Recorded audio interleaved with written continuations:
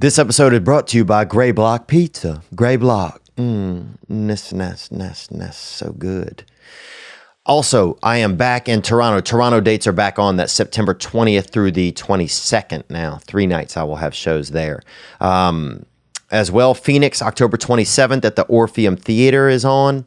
And Nashville, Charlotte, Appleton, Washington, D.C., Salt Lake City. All tickets available, theovon.com/tour. So I had a show at the Ice House recently, and I met this beautiful group of people, and they have a small business. And the small business is something that I love to do a bunch, and it's basically just talk gibberish, talk smack. And they have a new game out. It's called Unruly Bastards. And I'll read one of the cards to you. Announce the slogan for your new dildo company. Get that hitter. That's one for sure. Defend your right to diabetes. Tell us about the time you saw a unicorn. Sales pitch for a medium-sized penis. These are all ideas and all part of the themes in the game Unruly Bastards. And it's a hilarious party game for you and your unruly friends. And the people that started it came out to my comedy show, and it was really, really sweet of them. And they came out and introduced themselves, and we all got a picture together, and they gave me this game, and we supported their Kickstarter. And that's what it is. You can go to, it's on Kickstarter. It's live right now. We'll put up the link below. And this is your chance to get it and be the first to own it. It's $20. You support the game, and you get the game. That's it.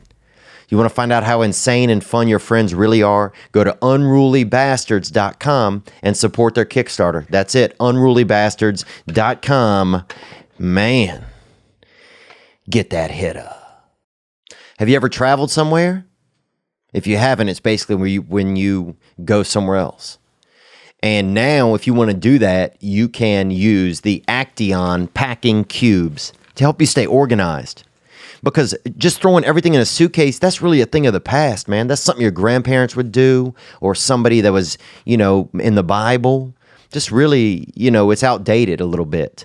So you got to update your packing styles. And that means these Acteon packing cubes. So you could put all your socks or all your pants into one of these and then put that into your bag. So you know where everything is going to be. It's basically packing within your packing. For somebody that just likes to have access, then you can put all your dirty clothes into one of the packing cubes for on your way home. Each set of packing cubes includes 2 sizes, large and small.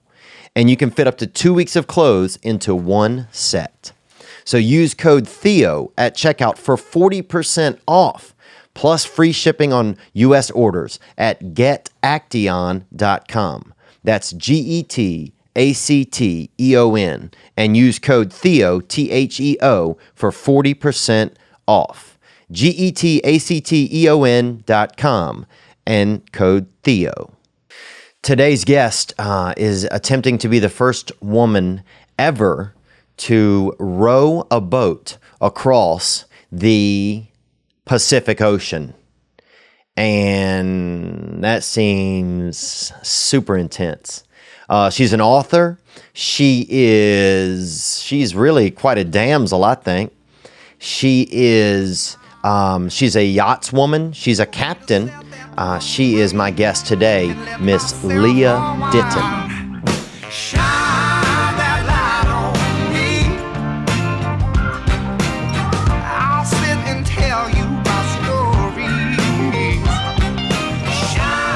All right, Lia Ditton.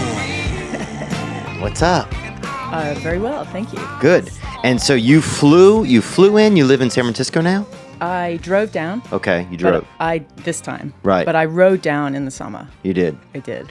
And so what's the difference? Because to drive here, if I want to drive up to San Fran, it takes me probably maybe 7 hours, 6 hours or something. So rowing is what? It took me 12 and a half days. Days? To Santa Barbara, and then 3 days on to Redondo Beach. Okay. Wow. And do you stop at like a bar, or do you pull over? Like how do you, or not a bar, but do you pull over and like? No. No. You take everything with you that you need to survive. Right. And in fact, I arrived in Santa Barbara with no food. Nothing at all. No. And so are you planning it out? Like when you take a trip, do you plan to show up with nothing? Can you hear her okay, Nick? She can bring it just, it'll swing all the way towards you. Yeah. Like real close. Yeah. Do you plan that when you're rowing? Well, you'd like to come in with some spare. You do. But I was thinking it would take 10 days, and it took 12 and a half to Santa Barbara. Okay. And Oh, wow. It's a long extra time. it's a little extra. Yeah. Because That's there was 6 or 7 meals extra. Yeah, so I didn't go hungry, but I Right. was going to be hungry quite soon. Right. And it was a stress that I started to feel about halfway through the trip going, oh no, like shit, I'm going to run out of food. Really? And it makes it really edgy. Now you wake up that little bit earlier, you put in that little bit of extra effort. Ah. But it was a real test. Right. Because I'm training to row from Japan to San Francisco. Right. And that could take 4 to 6 months, but equally it could take 8 months if I don't wake up that little bit early and put in that little bit extra. And plan ahead, right? So to have that edge of being kind of possibly hungry soon. So you get that. I'm sure it's like that feeling of almost like anything. If you get lost on a hiking trail, it's probably a similar feeling where it's like, oh man, I thought this was going to be 2 mile hike and I took a different route and now it's 6 miles. And so, suddenly it's like, the day is different and you have to kind of prepare a little bit differently and you have to wake up and you're just more alert, I bet. Yeah, you realize that you have finite resources and that you need to manage those carefully. And when you feel like something like that happens, do you feel like that's almost like an innate thing that happens inside of us, that like there's like bells and whistles that go off inside of us that are like, it's not even like, I notice if I'm hungry, I'm a lot more alert, or I'm a lot more clear. I feel like I can be frantic at certain points, but I'm also I'll get things done a lot faster. Yeah, I mean, it really was no drama. Right. Because essentially you could go to Monterey, you could go to San Luis Obispo. Right, you could pull in anywhere. Yeah, but then on a could. bigger trip, though. You can't pull in. Right. You can't pull in. No. And if you go hungry, there's an international rule of the sea, which is that another ship in the area will divert to help you. Oh, that's nice. So they will drop off whatever they want to give you. Right. Basically. Oh, wow. Have you ever had that happen? It's really funny you ask, because we came quite close to a ship in the North Atlantic. So I'm a captain. Right. That's what I do. And then every 4 or 5 years, I do my own crazy project. Oh, I see. So, yeah, I pictured you. And for our listeners that don't know, Lia is an author and what is the correct term? I've seen yacht woman written. It depends what country you're in. Oh, so really? in England, you're a yachtswoman. Yachtswoman. Very posh. Yeah. Okay, yeah. But in America, you're a captain. Really? Which I kind of like better. Yeah. But you have Where captain. are you a pirate? Well, you have captain in your name. That's true. That's true. My middle name. You That's you true. were born a captain. And I don't even like to swim. I'm not that good on the water. But you haven't circumnavigated the globe. No, but you have gone across the Atlantic 9 times, Right. the Indian Ocean 3 times, the Pacific twice. So you've been out there. Yeah, I like it out there. Yeah. It's a good start if Right. you're going to do something like I'm about to. And you're rowing. This Let me time, feel your hands. Can I feel your hand? Yeah. Oh, I thought it would be real tougher. Well, I have this hand cream that the Norwegian fishermen use. Oh, really? Yeah, The it's my men use it secret. too? Well, it was created for the Norwegian fishermen. Oh, wow. So I guess That's pretty cool. I could see them using it. If I were out there, I'd probably go through a little bit of it, Well, you need to preserve their hands. These are your tools. Yeah. It's important. So when you get out there, so how long? So you said it could be up to 4 months or 8 months. Your trip, you're crossing, right? 4 to 6 months. Okay. And I'm going to take food for 5. Okay. There are 2 men have done it solo. They were both French. Mm-hmm. And one took 134 days and the 137, and then the next one took 134. But they both got towed in to land. Really? And so do you? So technically they didn't make it. Well, that's what I would think. Is that what you think? Well, I mean, if you've rode 6,000 miles and you get towed the last 20, you have to hand it to the first guy at least. Right. That's a good point. But the second guy, he got towed 50 miles. It's like, And come he on, got guy. towed. He was like, I'm going to draw a line down, line of longitude from where he finished and call that my finish. Oh. And then he got towed 50 miles. But he was, suave, good-looking French guy with a watch sponsor. And, So French. and his PR company went into bat for him oh Yeah. no, you can't expect him to, continue Finish. rowing after Yeah. he crossed the line of the previous guy. The French never finish, really. Or they never really get all the way there, They say they're coming, It's so French. They say they'll be there, and then something that kind of happens towards the end. Well, the first guy got towed over the Columbia River Bar, which it is notorious for destroying boats. So do you think that he took the easy way out? No, I think that was the right solution for that particular guy. But the second guy, I think he copped out. Right. But the first guy ended at Cape Disappointment. No. And I know this guy, the Gerard d'Aberville, and I know he would have enjoyed the irony of finishing at Cape Disappointment and having to get towed over. He would have Columbia actually River enjoyed Bar. it. Yeah, he'd be Yeah. like, the irony of that, So when you're out there, you're out there on how different? I've been on a cruise that went across the Pacific, right? That went from, I don't even know where it was. It was from Vancouver to Kobe, Japan. Okay. Or something, or Kyoto, something like In that. one right? go? Yeah, in one go, right? Wow. So, but it was a cruise ship. Like, how different is your vessel than like a cruise? How different is it than a cruise? My boat's 21 feet, so about the size of this room. Really? Yeah.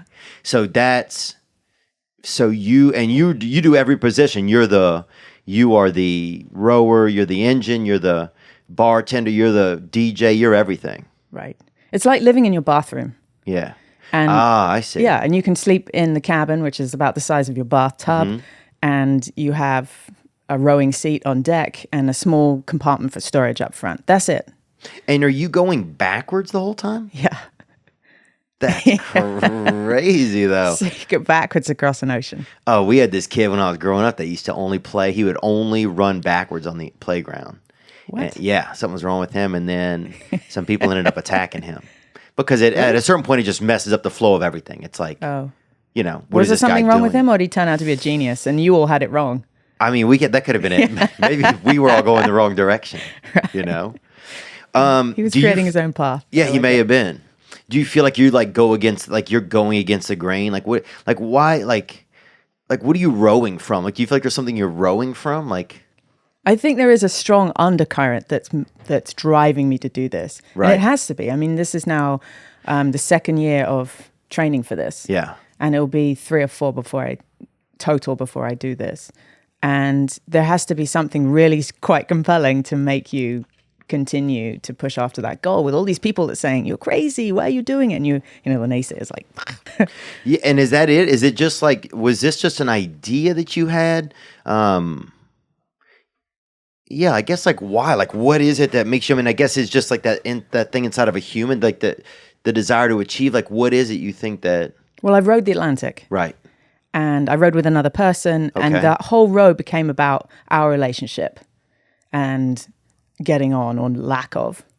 And was this a man or a woman? It was a man. And were you guys lovers or not? No, he was married with 4 kids. Really? And he fell out Was with he his... married the whole time on the trip? Yeah, he was married the whole time on the trip. He fell out with his rowing partner, and he traded in this tall, hairy guy for me, Captain. At that time, I'd just come off a 3-month delivery from Cape Town to Abu Dhabi, where we went past pirate area. Right. And he traded in a captain, young woman, for me. I mean, for that guy for me. And He wasn't ready for that. I think that he fell out with that partner because it was just too much. Like the idea of rowing the Atlantic when it came down to like that final week the was partner just gave up. The partner left. too much. So you just jumped in at the last yeah. minute? Yes. Really?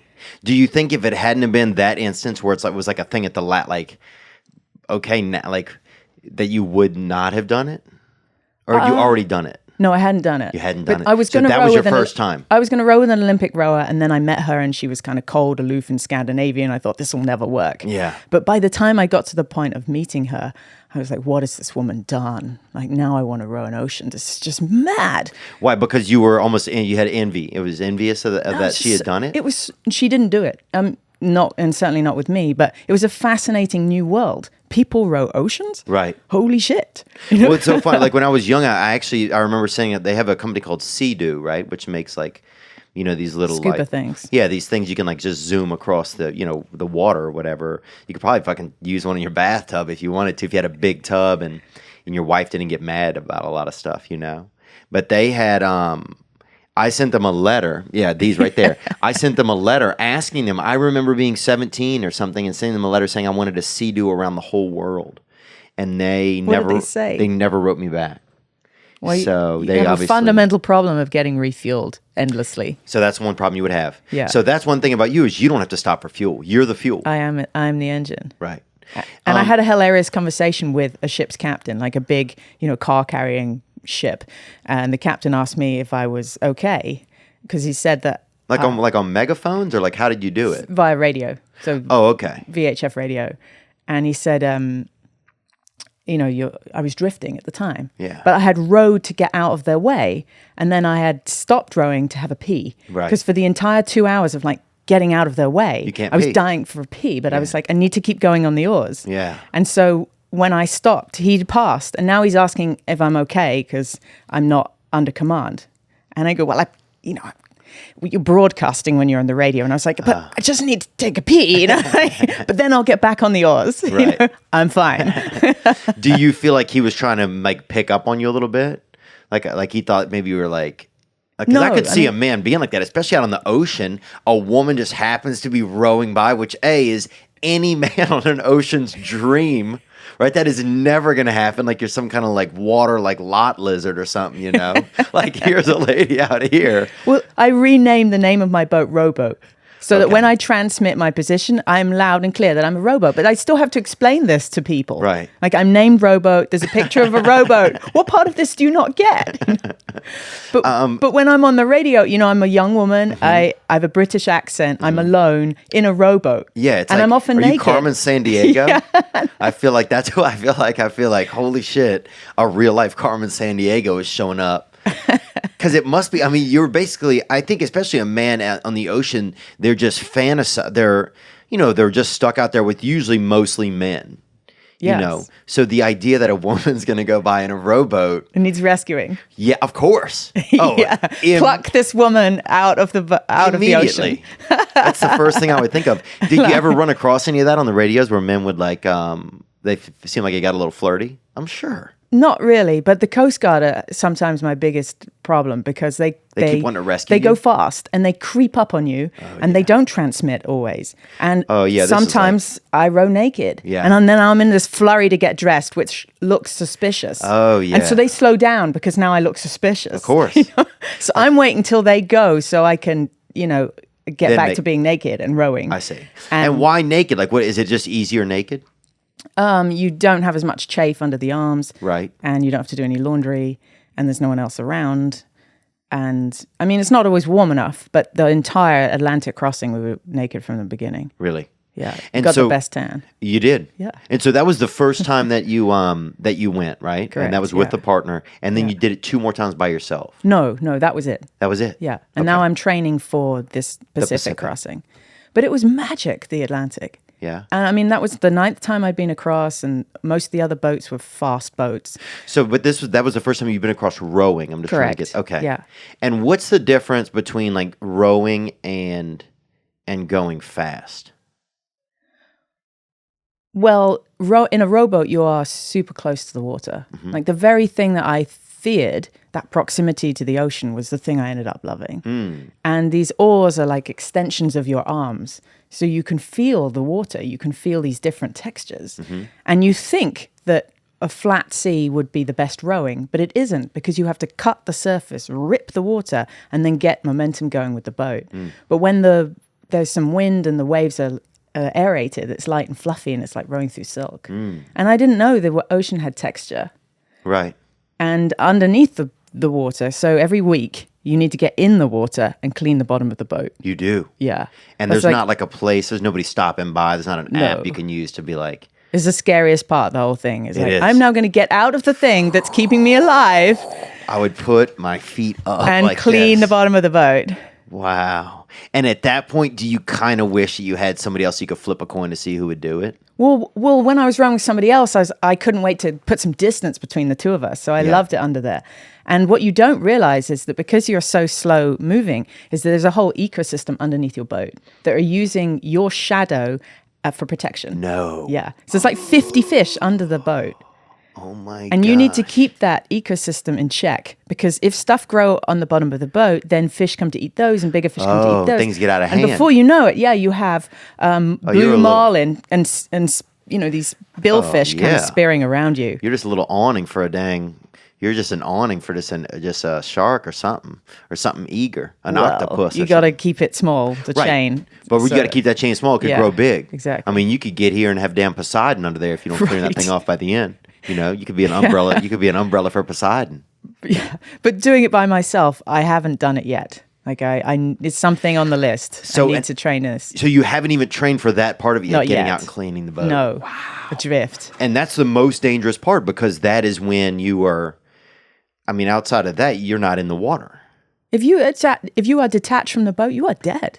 Like it just takes one or two waves in drift to separate you and the boat. And It's a wrap. yeah, It's a wrap. And the boat don't know you like that. The boat will keep going. yeah, it doesn't care. That's crazy. Wouldn't that feel so sad? You're like, So what? you need a strap on your wrist or a harness or whatever makes you feel confident that you'll stay with your boat. It's your shell. Right. You are the hermit crab. It's your shell. I see. And do you feel like what starts to change after being out in the water? That like I can feel when you said that the oars feel like part of your arms, right? Like I can really feel that. Yeah. Like I could feel like just how you start to become. Do you feel as human? Do you feel more or less human? Do you feel more like a boat? Do you feel more connected to nature? Like what's some of that kind of stuff that goes on inside of you and inside as you go along on the ocean? I mean, because just to have that much of a relationship with something, I don't know if I've been in a relationship for 6 months, much less like with just skirting on the top of some water, I think you lose identity because there is no mirror. I don't take a mirror. And you actually get a lot of feedback from yourself by our interaction. Like right now, you're getting information, little tiny parcels of it about you right now from our conversation, which Right. I don't get if there are no other humans. So that just falls away. I think identity and ego fall away. Well, maybe not so much ego, but definitely identity. And Wow, identity falls away. That's fascinating. and also your whole body becomes a tool. So instead of walking like on two legs, now you have two arms and two legs and you use them almost equally to move around, to brace yourself. And your seat is moving as you do this. It's very similar to a rowing machine at the gym. Yes. But there's a lot more wobble, sideways stuff. And what does your butt start to hurt after a while? Yes. Or does it feel, is it ever like erotic feeling at all or no? No. And you need to fatten up before you go. Oh, really? Big time. I've gained 30 pounds. I need to gain another 15. Wow. Well, the 30 you have looks nice. I mean, I only look at our guests. And I look neck up for guests. But it's like, I mean, have you ever met a woman who said, I am going to gain 45 pounds? Said like no woman ever. Well, usually if they do, some men would be like, well, then you're going to Yeah, you're out of here. Yeah, you better be heading out to sea, honey. Right. So and then it's- you come back stripped of it. Like, Oh, I'll lose wow. 40, 50 pounds. So there's just suitors waiting at the shoreline for you, probably with roses, all Hang types on, of you can't things. walk. Right. You haven't walked 'cause you're- for 4 or 5 months. Oh, yes. And your sense of stability, your balance is completely changed. Hmm. Like you walk around like a drunk person crashing into stuff. Yeah. And land seems so hard and unforgiving. Oh, wow. We call it flatland. It just, you move your foot down and it doesn't move. Doesn't do anything. Yeah. Do you feel like you become more? Is there a certain type of animal or something that you feel a little like you can relate to almost a little bit more in that kind of moment? Because that's really interesting. That you're at the water for so long that then the land doesn't feel like home.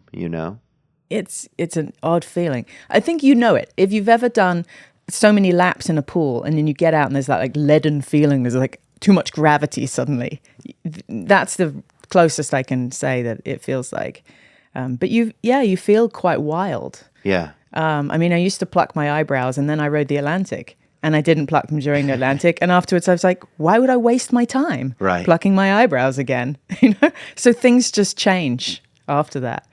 And do you, because I remember I went on this thing called Semester at Sea, right? I used to work in the bookstore. oh, you did? on I've this- seen those boats around the world. Have you? Yeah. Not just like when you're out there, huh?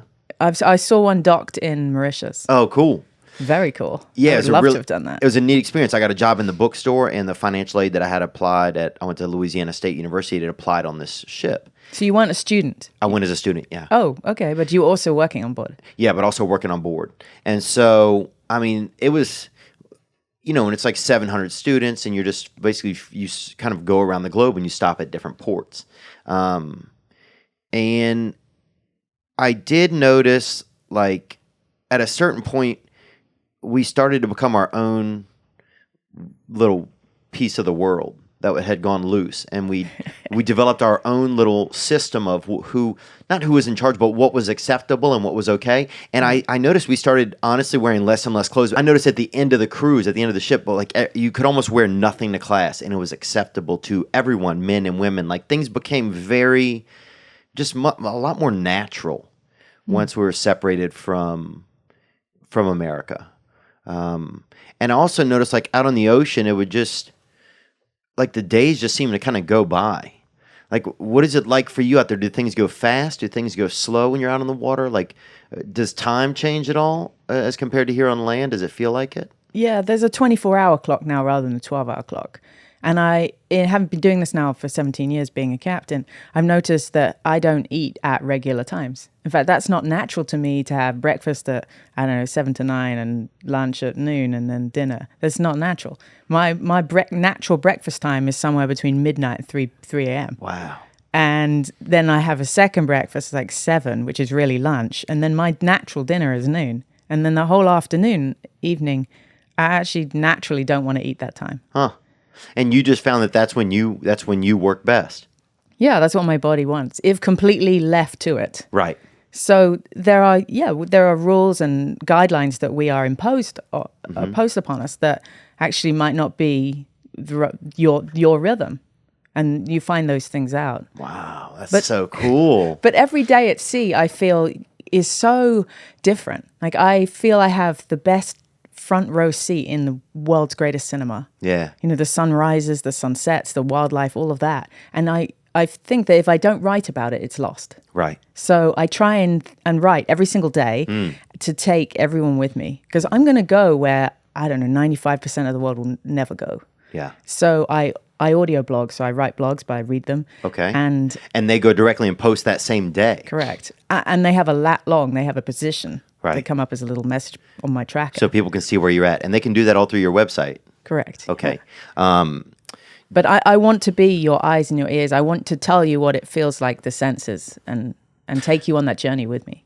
Do you feel more or less like a woman after you're out on the ocean for a long time? What an interesting question. Do you feel like, because you said kind of your identity goes away, and I don't mean it in any sure, base way or anything like that, but do you feel more just like a human and not like a woman or a man? Like, if that makes any sense? I don't really know how to answer that, but and there may be no answer. I don't know. I'm just trying to think about if I were out there for so long and so detached, from the society and just the regular systems and norms that we're in, and all these little circles that we function in. And you mentioned identity, like what would kind of change about me when I was out there for so long? Do you know? I think I thought about that before I rode the Atlantic, because even though I was naked, I wore a necklace, and I felt that hung on to my femininity in some way. And so I think that answers it. I think you do lose it. You're neither male nor female. You're just this sort of wild human. Wow. Do you start to feel wild? I That's do. Great. And I love the feel of the breeze on my naked skin. It's like an air. I call it an air shower. Oh, really? Wow. And is that the only kind of shower you can really take out there? I mean, we can just jump in the water, but or can you jump in the water? Well, again, you're jumping off your craft. Right. So that's risky. With caution. I have a desalinator, so I make water. I press the salt out of the water, and so I can wash. But everything you do is an economy of effort. If you go up to the front cabin, that's a movement that you don't necessarily need to make if you don't need it. Everything needs to be considered to economize on effort, because if you're going to do 9 to 12 hours of exercise a day, that's going to take everything you've got. And you want to keep your mental capacity enough that you can make good decisions and navigate and stay alive. And at any point, did you start to lose that on any of your treks? Lose the mental clarity? Yeah, did you start to feel like, oh, something's going on here? It could have been a mix of the movement in the ocean, or an illness coming on, or some type of a vertigo or something. Did you start to feel that at all, or you were always on? Well, I'm trained captain, so I'm pretty sharp on that. But coming down the coast in June, I rode past Point Conception and had one of the most harrowing nights of my life at sea. And that night, even though my experience told me what I needed to do, and I did those things, and I didn't ever feel that I was risking my life, but I also knew from experience that I was in a very dangerous situation. Yeah. That if I didn't do this thing that my experience was telling me to do, dire things could happen. Ultimately, waves were breaking clean over my boat. Really? And if that wasn't bad enough, I had rode all day and now I was awake all night. So what happened was the Santa Ana's turned on like this freak 40-mile-an-hour blast of 100-degree heat just off the land like that.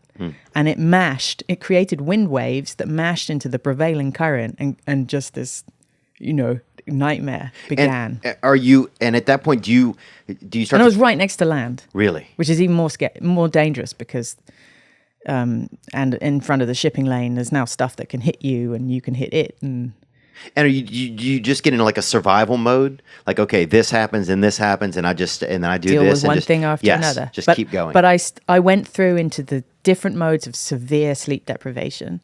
And the first for me is paranoia. Like I hear voices, people. Oh, yeah. And you haven't seen people for 12, 15 days. So you're like, people. Who you're are really they? excited. People. And then you open the hatch and you know full well there are no people. But you open the hatch and you check every single time. That's awesome. So Do you almost love that though a little bit? Like it's a little bit exciting, even though it's scary? Well, no. No. But it went on. It escalated through the night because one thing happened after another. And at one point, I had to bring in the sea anchor. So there's a big parachute that minimizes your drift. And I'm pulling it into these breaking waves. And I look right to my forward cabin and I see the hatch and there's a little hand trying to get out. No way. And I'm like, that's not real. Like at that point, my brain could separate and say, no, that's not real. Don't freak out. Real. It wasn't real. Oh. Don't freak out. This hand that's like this big trying to push out, like coming out of the cabin is not Gollum, real. boy. Like, Little saltwater Gollum out there. That's beautiful. Wow. That would be so. Has a fish ever just jumped right into you? Flying fish. Yeah? Yeah, they jump in the boat. But you ever been go hit by crazy. one? There's, they don't know what's going on usually. I personally haven't, but other people on past crossings have. Yeah. And it's always really funny. And they stink. They do? They totally stink. Ugh. And they leave scales everywhere. And then they go crazy. And you're like, stop it. I'm going to save you. Just stop moving. All right. You pick them up by the wing and they you jump, fly 'em, flop them in the water. What gets in the boat? Like from the outside? Water. Waves splashing in. And usually just at that point where you've washed your socks. And you're like, no, Right. new low. Like we just got dry. Just got dry socks. And now they're wet again. Can the smallest thing be like the biggest thing out there, or like could it be like that the smallest thing that's your entire day? It seems like sometimes you just kind of Getting wet when you're not prepared for it is the worst. it's the worst. I mean, I opened the hatch in that particular scenario where I had to bring the sea anchor on board and the little hand appeared, and then the wave, just the timing of it just came over my head, and I was like, new low. Oof, just drenched clean over. And the especially top at of me. night, because you have to wait until the sun comes up to even get dry. You have to get over it really quickly. It happened. I'm over it. Yeah. I'm now wet. So what? Do you have any different dreams out there that you notice or anything like that? Or do you dream more? You have really clear dreams. Yeah, sometimes dreaming and reality are almost as clear and sharp, and you're not sure. The first crossing I ever did across the Indian Ocean, I hitched a ride on a boat back from Thailand, and yeah, the night visions were just phenomenal.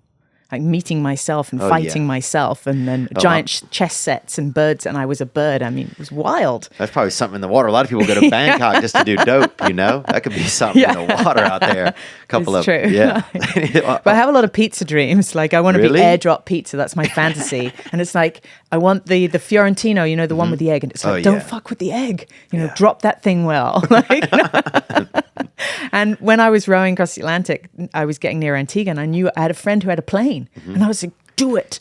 Come on, drop me the pizza. Yeah, be somebody. And my friends were like, what do we do? They just decided we're not going to reply. Just don't reply. Don't go there. And I was like, come on, reply. I know you've got a plane. I want that pizza. Don't fuck with the egg. What would you get, a medium? No, the largest pizza you can imagine. Really? No, come on. Don't be greedy. You're just rowing, you know? Yeah, rowing. And you look up at planes going, I wonder what their food's like. You know? Oh, I bet. Do you ever look at a plane and you're just so jealous? No, usually my food's better. Really? No. It used to be different, but in-flight food now is not. It's gotten bad. Yeah. But do you look up at a plane and be like, fuck, that's way... I should have done that instead. No. I'm too far down the path now. Yeah. You know, life's taken a lot of left turns and now we are where we are, you know? Yeah. You can't look back. Some of the ocean life, like recent, we had a guest on, this guy named Jay Moore, and he was, I think, the first guest we ever had on this podcast. And he took me paddleboarding out. He lives on the Pacific, like on the PCH somewhere. And he took me paddleboarding out and kayaking right off from his house, like out, and I'd never realized like the seaweed comes up to the top sometimes, and it was one of the most fascinating moments I've had, like being that far out in the water. We weren't very far out, but a couple hundred yards, and just seeing like dolphins and seeing seals go by, and just it blew my mind. Like I didn't realize I had this moment of like, wow, like water is really the king. Like land is this sort of second-class citizen on the earth. Yeah, really, it should be planet Ocean. If you look at the map, it's blue. And we call it planet Earth, but Earth is a minority to the ocean. Do you develop any relationships with like the animals that are out there? Like how long will an Totally. animal, do you really? Yeah. How long will an animal like kind of just cruise alongside of, like you ever get a seal that's, seem like he's trying to be naughty or something? Not like crazy, but like a seal, it's a man and he's just milling around for a couple days. Well, dolphins are like the dogs of the sea. Oh yeah. And like a dog that sits at your feet when you're not feeling so great, dolphins will come and hang out for hours. They don't on a sailboat, but there's something about the rowboat. You don't make a noise, you don't make a smell. They actually think you might be one of them. Really? Yeah. I've had whales trying to communicate with the boat. You can hear the sonar ping. There's like ting, ting, ting. And you're like, I don't speak whale. Like, I'd like to, but I don't know what you're saying. And don't mate with me. That's the other thing. Because I was on a boat. Because they can just spray semen right out. No, they take a run at you. No, really? Yes. Wow, that's an old school method. That's so Russian. But I had a whale try and mate with the middle hull of my trimaran one time. And why, did you paint like a vagina down there on No, it or it was something? painted blue. It must have looked like a whale. And it turned up and I'm like, every time you see a whale, you go, whale, yes. It's so awe-inspiring. And then this whale was getting excited, just blowing water up, going, yeah. And he's trying to show off. Yeah, he's in the dance sequence, and he's doing this circle around the boat, going, and I'm like, uh-oh. You're like, I can't fuck a whale. This would be what do I do? insane. Because don't crush my boat. It's like Moby Dick. He'll destroy yeah. my boat, and I'll be swimming. Do you feel like at that point, like you try to shake the boat a little, like to like, No, you make a lot of noise. You do. You are now a human impersonation of an outboard motor. You are just like flashing lights, jumping up and down, feeling completely ridiculous doing it. I am not a whale. It's really what you're saying. Yeah, I guess you don't want to shake the boat too much. Maybe that might give it the wrong signal. You just want to act like basically not feminine. I'm not a whale. Yes, I'm not a whale. That's it. And so he went eventually, but like most male of the species, he came back in the morning for another go. Sicko. What a pervert guy. It's morning. And I had to go through that whole thing again. This ship has sailed, bro. Yeah. Literally, or rowed. This ship has rowed. Yeah. But we have some calls that came in, and we're going to keep talking. But I just want to get some of our listeners were really intrigued, and so we had some calls that came in, so we want to get to some of those. Nick, anything that pops into your head too, you feel free to ask Leah. Will do. Hey, Leah and Theo. My name's Ray. I'm calling you from Victoria, British Columbia, Canada. I'm actually on the national rowing team here, and so I kind of know what you're preparing yourself with, even though you're going for a much further distance, Leah. But my two questions for you are, how have you physically prepared for this challenge? But more importantly, and the one I'm more interested in, is how you've mentally prepared for this challenge. It's quite an endeavor to undertake. Best of luck. I'm going to be keeping track, watching you do this thing, and that's absolutely incredible. It's going to be a really cool experience. Cool. Thank you. So physically, I mentioned the weight gain. You put on weight. Yeah, you put on weight. But ideally, you want muscle, not fat. But obviously, towards the end, you just pile on as much fat as you can. You'd be like, I'm going rowing. I'm going It's a rowing. full-time job if you're going to fatten up. Literally, Is it really? You eat breakfast, followed by second breakfast, followed by lunch, followed by second lunch, followed by dinner. And this doesn't leave a lot of time. Do you feel? Yeah, that's true, huh? Like, whoa. Professional eater at this point. You almost need a restaurant to sponsor it. That's what I did with the Atlantic. I would love it if we could get a pizza dropped off to you somewhere. Yeah. That'd be absolutely amazing. And maybe we'll put that clip out and see if we can get somebody to sponsor that. That would be epic. An dude. airdrop pizza. Who would be do a it? first. Papa John's needs to rebrand their image a little bit. I think they've had some tough goes. That could be his comeback. Yeah, that could be it, huh? Is that an uncomfortable feeling having to put on the weight? Like being a lady and having to do that? Like, is it an uncomfortable feeling or is it just fun or what is that? It's depressing, actually. And I moved out to San Francisco to train in the Bay of San Francisco, and 99% of the clothes I brought with me do not fit anymore. Yeah. And what I also learned is that fat is really indiscriminate. Even my feet are bigger. Oh, really? Yeah. Dude, a lot of guys like that. Shoes, you know? I like these heels you have on. I like them too. Yeah. I'm like, man, this is a little bit of a leopard in the water right You're here. an excuse for me to dress up. Yeah, they are. So I do weight training. But interestingly, when I first started this 2 years ago, I did about 6 hours of heavy weights per week. It was killing me. Yeah? And It's extensive. yeah, it's brutal on the body, on the nervous system, the whole thing. Yeah. And since January, I've been working with Under Armour. They've been writing my program, and we've just eradicated most of the weightlifting, really nearly all of it. And you still feel great. And I've had huge gains since doing that. So, and I think for some women, just serious weightlifting isn't the right thing. Yeah, you see some of these ladies that's just so jacked, Right. and it's just Slightly like too much man, testosterone, Yeah, your vagina's getting a little hard, like this thing, like this is getting out of hand. Can't comment on that. But, Sorry, that might have been a little obtuse too. I'm sorry. but we being knocked like out that. the rowing machine. I do not row on the rowing machine. You don't? No, I row. Did you beat it? No, I train in my boat. Okay. And so I'm training volume. Ultimately, I want to be doing a 70 to 75 hour rowing week. Okay. So I need to get to the point where I can sit in my butt for 75 hours of rowing. And that's hard. So you have to get your butt has to be ready. Yeah, it needs to be padded and it needs to be good, solid muscle if you can. And it does. Like my body feels amazing. And it feels amazing from the training because it's all connected now.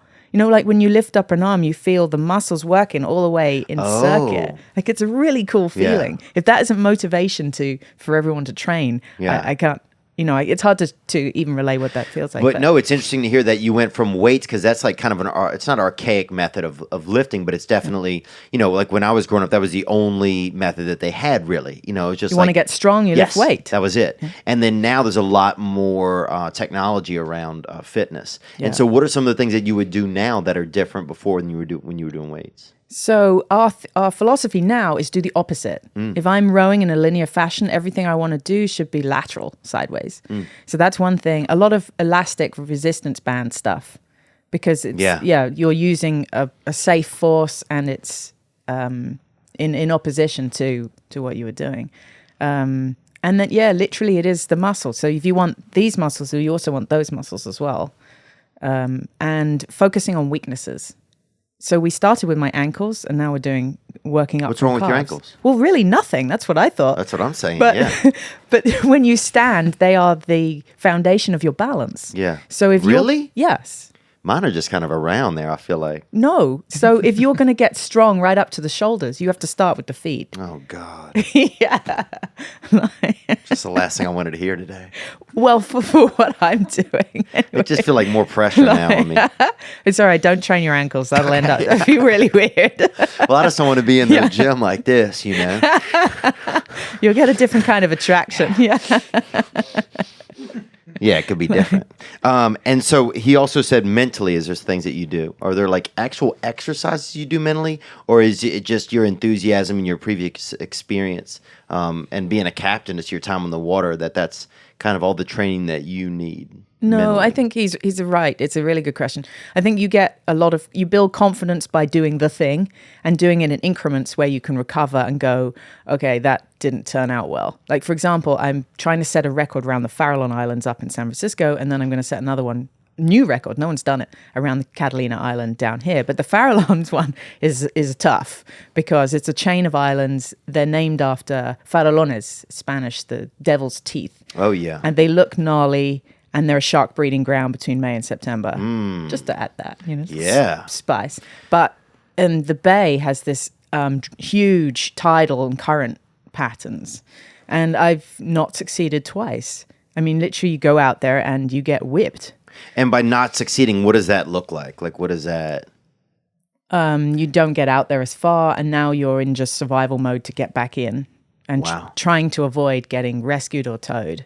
And so those are really the kind of things that take you out of actually, you feel like achieving it, getting rescued or towed? Yeah. Yeah. But it's at some point... Unless you're French. Well, at some point, they are the right thing to do. And then you just move on to that. It's a new phase now. We did our best, and now it's a necessity.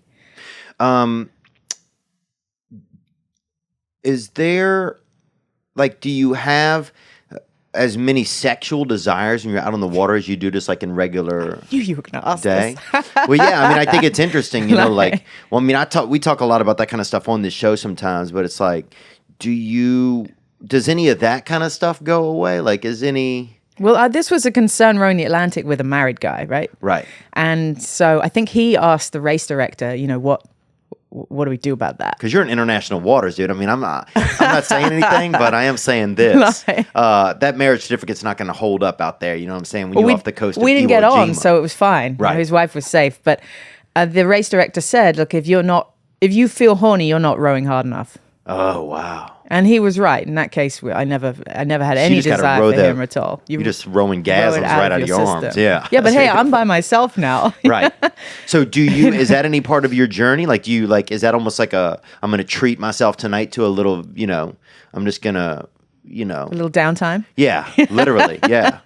I'm going to, row in a different direction, like what is that like out there? Because I'll be in a hotel room and I'll be in there for a half hour and I'll masturbate. I'm just in a hotel. You know what I'm saying? I'm just at a day's end. But if you're imagine. super tired, you're not going to do that. You just go to the bed and pass out, right? That's true. So that's what it's like. That's the norm. But I mean, I get a lot of jokes of, you're going to take enough batteries. Yeah. What are you going to? Oh, you're going to recharge them?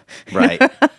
But even on your birthday, you probably have to masturbate on your birthday, I would assume. But I'm starting to think that maybe actually masturbating is good for your sports performance, because I'm starting to get really interested in hormones and what they do. Yeah. And this is a whole field, I think, that's going to explode in the future, and particularly for women, because I've asked a lot of the top sports physiologists, and they've never really had that question. Yeah, no, I mean, that's some of the stuff that I'm difference. thinking about. Yeah, it's like, how do you does that change? Like, what changes, like, in you when you get separated and you, like, because it seems like you would almost, because our bodies are 80% water or something, or probably 90% if you're my uncle, he's an alcoholic. But, and most of it's beer, so he's definitely keeping some for himself, his cells are definitely storing. But it's like, when you're out there with water, you're so close to what you are. I just wonder if, what changes inside of you, like, do some things get adjusted, In terms of just like, hormones and like the things you think and like, your dreams, the way that your body feels. I mean, I don't know. It's just, who else is out on water like that? You do feel you start to belong in the ocean. And in fact, after that, real intense survival night off Santa Barbara, I came into Santa Barbara July 4th weekend. It was a zoo. And I neither felt that I was there with these people or now longer back at the ocean. I was really adrift. You're like, am I one of them? Yeah, I was lost. I'm one of these Muppets out here drinking Jaeger bombs. I'm not that. I'm not out there anymore. Like, what am I? And for a few days, I was really in not a great place with that concept. Is there moments where, like, I could imagine us waking up at night and it's just like the moon is out and it's just pretty gnarly? That was like, I remember when I was on this cruise ship, that was one of the coolest things that I ever saw would be out there and seeing like a meteor shower or something. Like, I remember they woke us up all one night and let us go on the top deck, and we could all just lay up there in our sleeping bags for the whole night. Oh, wow. And there was some, like, once in a jillion years meteor shower or something, and we got to watch it, and I'd never seen anything like that before, like these huge shooting stars. You must witness some stuff like that, or at night you're shutting it down.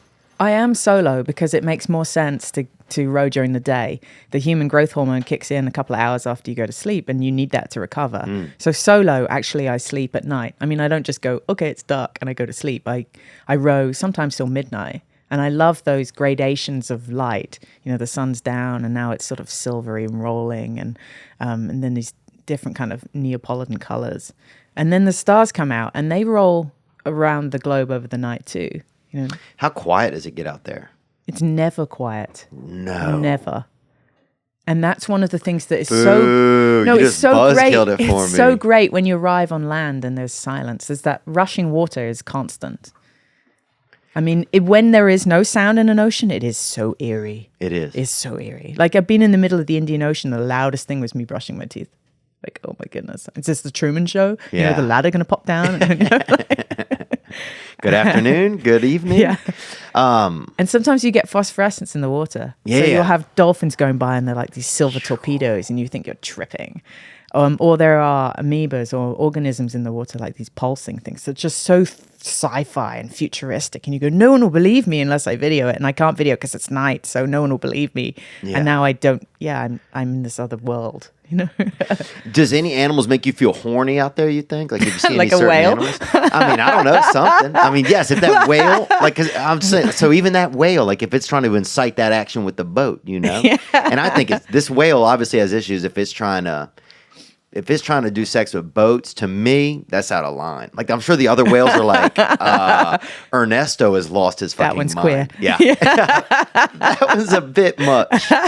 But does that but even just having that energy come around, do you notice any of that in you? Do you feel any of that or no? Not sexually, but there's a kinship.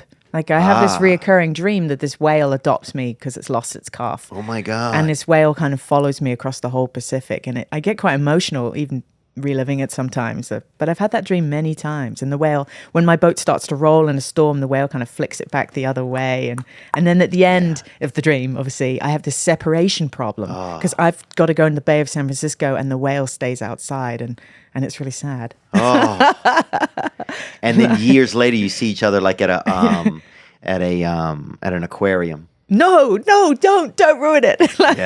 But I have this part of the dream where I swim out to it with a line attached to my boat, and I just lie on top of this whale. No, and I think that would be great if it happened. So if you could make that happen, We'll see. We'll see. What we that can do. and the pizza, right? You know? Yeah, and then a pizza gets dropped in, and then that whale probably.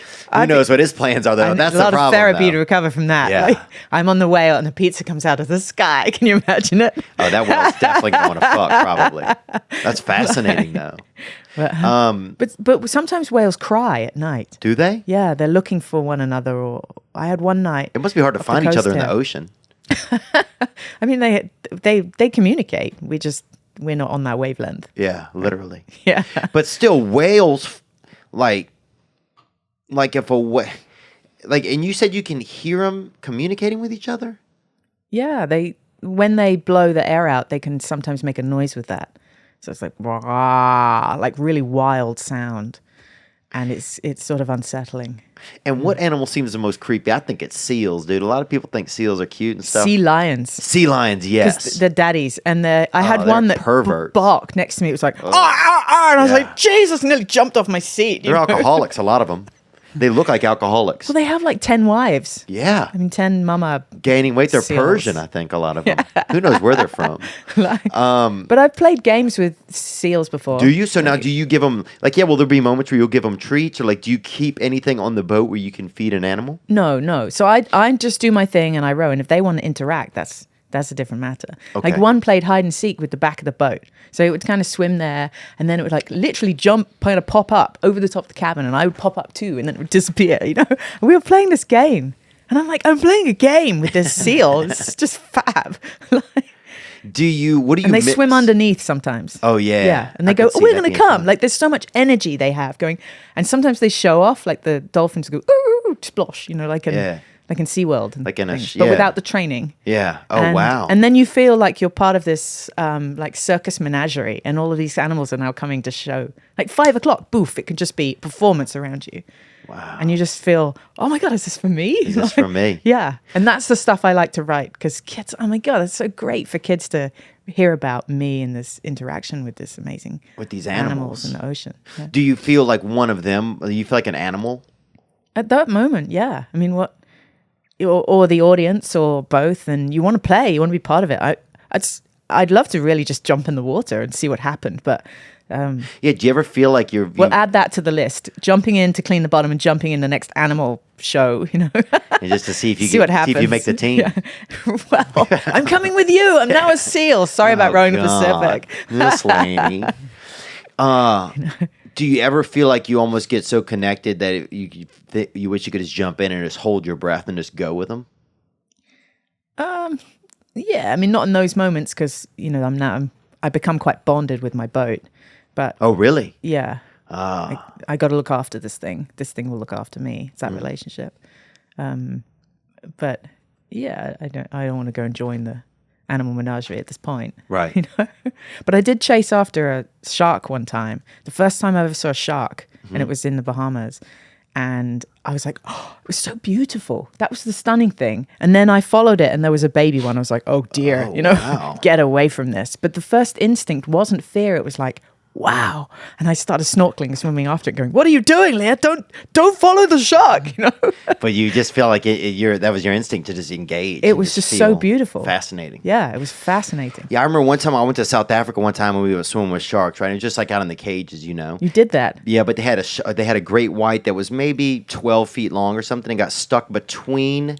Oof. They had two of those cages you get down in, and one of them, and where the cages, they were both round, two separate round circles. Where they were up against the boat, there was a little area in between the edge of the boat and the two round cages. Right. And so a shark got stuck in there. Oh. And he was furious, dude. I've never seen anything so mad. I've seen maybe a friend of mine, a buddy of mine's mom got that fucking mad one time. But but other than that, I've never seen anybody get that mad. And but I got to touch it like on its head. Like its head was like... Was it slimy? You almost got to pet it. You know what it felt like? It felt like I was so scared I couldn't feel. Oh, really?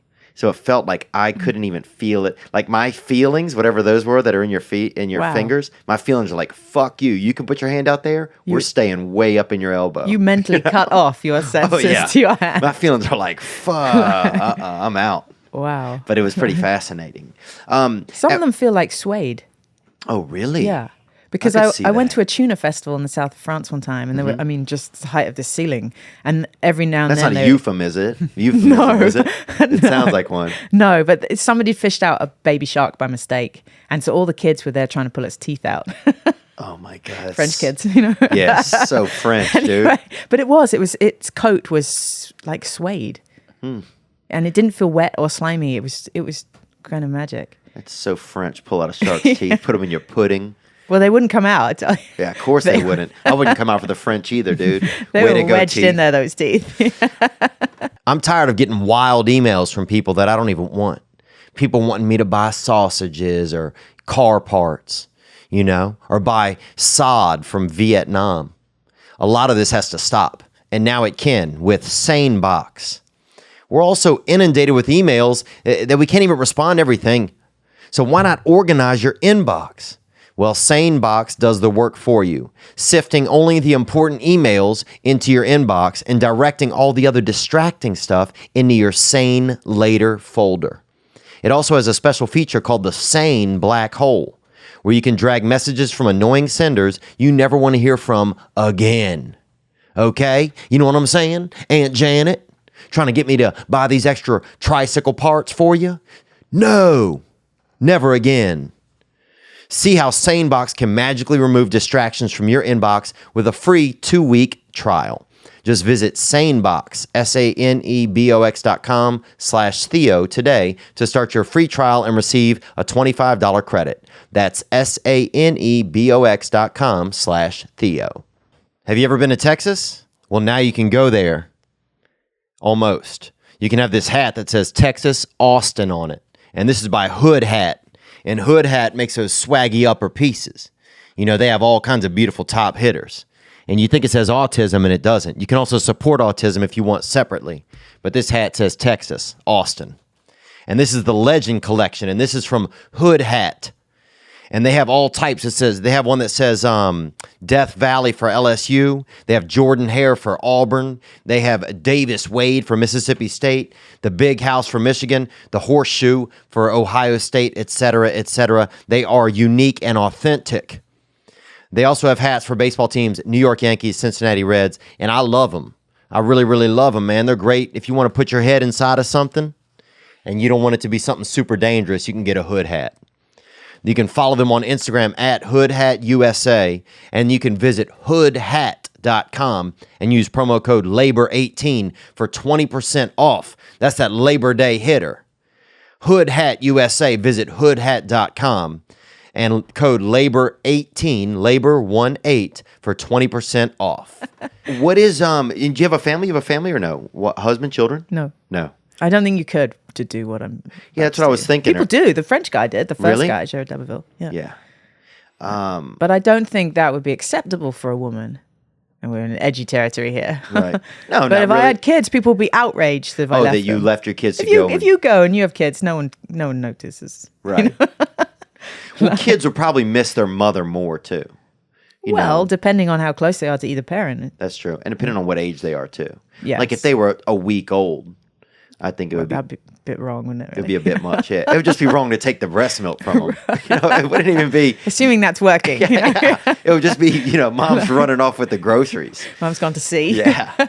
She's had the baby. Now it's yours to look after. Do you feel like that's something? Like, do you feel? Yeah, I guess it would be hard to do, and still, is it like a balance or something you trade? Did you ever want kids or no? I'd like kids. Yeah? I still like them. Yeah. I'm not sure I'm dateable with this project. Yeah. Yeah, like, do you have to tell guys? Like, is that... Well, they know usually by the time Right. they met me. And they always the same They know when line. you're at the bar just like this, doing this for no reason. They always say the same thing, but you're going to see. And I go, yes, but for 4 months. Come on. Yeah. But yeah, those days are over waiting 4 months. You know? People aren't waiting that long for love anymore. Oh, dear. This is depressing. It's interesting. Because, yeah, you're like... It's almost like the closest thing is like somebody going into the military, going off for that long, really. To see. Women put up with it all the time. Right. You go on a tour of Afghanistan or whatever. What are you gone? 6 months? Yeah. So it's not uncommon. No, it's not uncommon. I think it's super interesting. But there's also the ego thing. You're going, not me. And you're going to achieve this thing, not me. So I think it's multifaceted. Yeah. I could see that. Especially then if you're leaving someone and then the easy cop out is to your ego to take over and be like, oh yeah, they get to do it, Yeah. For Takes a special kind of man, clearly. Yeah. Has it been tough to like date with these types of like to be such an adventure? I feel like that dating would feel like an anchor kind of. Well, so men are attracted to the adventure and to the fact that you are adventurous, but they just want you to stop the adventure once they're with you. They're attracted to you because you're adventurous, but that's the very thing they don't want. Oh, that's interesting. So Yeah, it's like they want you to be adventurous, but just adventurous right there for them. yeah, they like the flavor of it, but not the activity. They want to be the adventure. I think so. I Maybe. think that's in Man Make Fire, right? Yeah, I guess, dude. There's some guy that just got busted for arson I saw yesterday. So who knows what they're doing with it now? But yeah, I just wonder, like, does it all? Because it feels like a very romantic thing. That's why I guess I'm curious about some of this, like going off to sea. It has this kind of romantic connotation. Kind of. So when I meet somebody and they go, but you're a mermaid, and I go, yeah, but mermaids need rocks. Yeah. I need to come out and beach somewhere. You know what I'm saying? I gotta come beat my tail against something. But it's the caged bird thing. You can't keep the bird in the cage. You got to let it go. But the irony is that, so as a captain, I'd go off on boats all the time. Sometimes they'd even live on them, running them. Mm-hmm. And so I really didn't sleep in the same bed for many weeks in a stretch. And this project has grounded me beyond in a different way. So this is more grounding. Yeah, because Wow. I have a routine. And I need to stick to it to get optimum performance. Yeah. And a big part of that is sleep and sleeping well. Where do you feel like a lot of your desire to like go and to achieve and to do and to like to just venture? Like, what is that? Where does that? Do you think it comes from a place? Or do you think that that's just kind of a predestined sort of thing? I've always loved boats as a passport to other things. And I think that's why people own boats. So you might go down to Marina del Rey and it's packed with boats that don't move, but people won't sell them. And they don't sell them because it's the dream, the idea, it's the passport is the best word, where they could literally cast off their life and go off around the world. And so it embodies that. And I've loved boats for that, and every kind of boat, because they take you places. It's another life. Is it a goal? Do you feel like do you have an ultimate goal? I mean, I know, like, obviously, traversing, what is it? Is it called traversing the Pacific? Crossing. Yeah. Is crossing the Pacific, is that, like, after that, will it be, I mean, I guess there's more oceans. I love writing. In fact, sometimes I think, am I doing this just so I can write about it? Right. That thing of writing every day and taking people with me, if I don't do that, I feel the whole thing is pointless. But I think when I rode the Atlantic, I realized that this really captured people's imagination. You say, I'm going to row, and then I'm going to row the Atlantic. And it's like, people know walking, but walking to Mongolia? Yeah. I mean, that's the thing. It's just like, wow. And then they start thinking, well, I technically could walk to Mongolia or row the Pacific. What am I doing with my life? Yeah. And it inspires people to think kind of what they could do. Yeah. And a lot of women come up to me after talks and say, how do I get your courage? How do I do that thing that I want to do? Where does it come from? How do I bottle it? And that right there, do you think that answer is, because sometimes I wonder if some things are just in a person, or if it's actually, something that they go do. Does that make any sense, kind of? Like as a one-off thing? No, or if some, like, is the desire or the want to do that, to do something unique, is that like an idea that or do you feel like no matter what, that's something in you, and you have to find a way to let that out of you somehow in the world, Yeah, I think I've reached a point now I have to row the Pacific. Right. The idea seeded in 2012. I rode the Atlantic, and I knew I wasn't done. Within hours, I knew I'd be back doing it. And doing it with something, is it something to prove? No, so I rode the Atlantic, and I could have loved it, but now I was bound with this relationship problem with my rowing partner.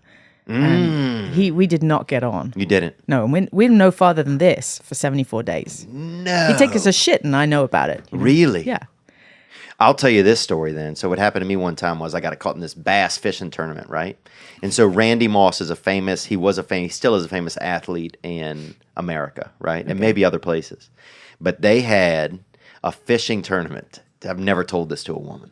And that's him right there. And he's African-American gentleman, and he's from South Carolina, I think. Okay. Or Georgia, maybe. But he had a fishing tournament, and he invited me to be in the fishing tournament.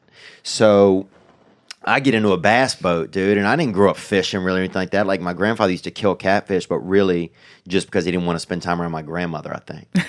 And so anyway, I go out on a bass boat. I think we're going to be out there just for a little while. I'd stayed up all night the night before at this party. They had a big party the night before. It's like a whole weekend that they did. It was in Lake Minnetonka, Minnesota. So next thing you know, I get on this bass boat in the morning. They tell me I have to be on the boat for 6 hours. Wow. I thought I was going to be out there for like 40 minutes. He's from West Virginia, Randy Moss. You're so unprepared. Amazing athlete. And he was a really, really neat man, and great fisherman too. So anyway, I have to go to the bathroom. Like, I have to go number 2, where I got to take a dump or shit, whatever they call it. I don't know what they call it in Britain. What do they call it?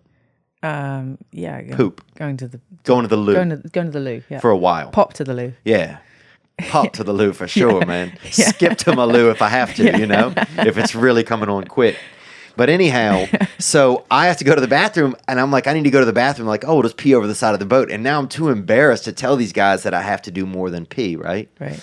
So basically, I end up telling them, like, I'm going to go for like a swim for a second, right? Like, what are you talking about? Like, everybody's in fishing clothes. Like, everybody's wearing fish. There's bait. Like, it's a really small, it's just a flat boat while they're standing there. You're like, I'm going swimming. So literally, they're like, well, we're not stopping the boat. So now I'm in like an argument with these guys, right? So then I had to hang off the side of this boat and perform excrement at the same time. So like, under duress. Yes, under sheer duress, man. You know, like definitely the Coast Guard would have pulled us over. No whales would have shown up to watch this. But anyway, it was just an alarming moment. I think that's where the expression "scared the shit out of you" comes from. Well, look, I've never shit that close to a gas-powered motor in my entire life as I had that day, literally hanging onto the side of a boat. And it's hard to clench your muscles up top and relax them at the, What about a bucket? Did that occur to you? It didn't, because I didn't know these guys well enough. Like, I had to hide my body in the water. Like, that was the thing. Oh, I was hanging off in the water. Okay. So my body's in the water. And did you not explain after the fact? They figured it out, Right. you know? Did they laugh? Yeah. We all had a big laugh, lot. thankfully. Yeah. Yeah, it was bad. They're like, why didn't you just say something? Like, I was just ashamed, I guess, or embarrassed, you know? But anyway, so that's wild. So when you're in the 2-person and someone has to go to the bathroom, what do? They go down below. No, they just take the bucket and go on deck. So you obviously try and do it while the other person's sleeping, but still. Do you sometimes. really? Yeah.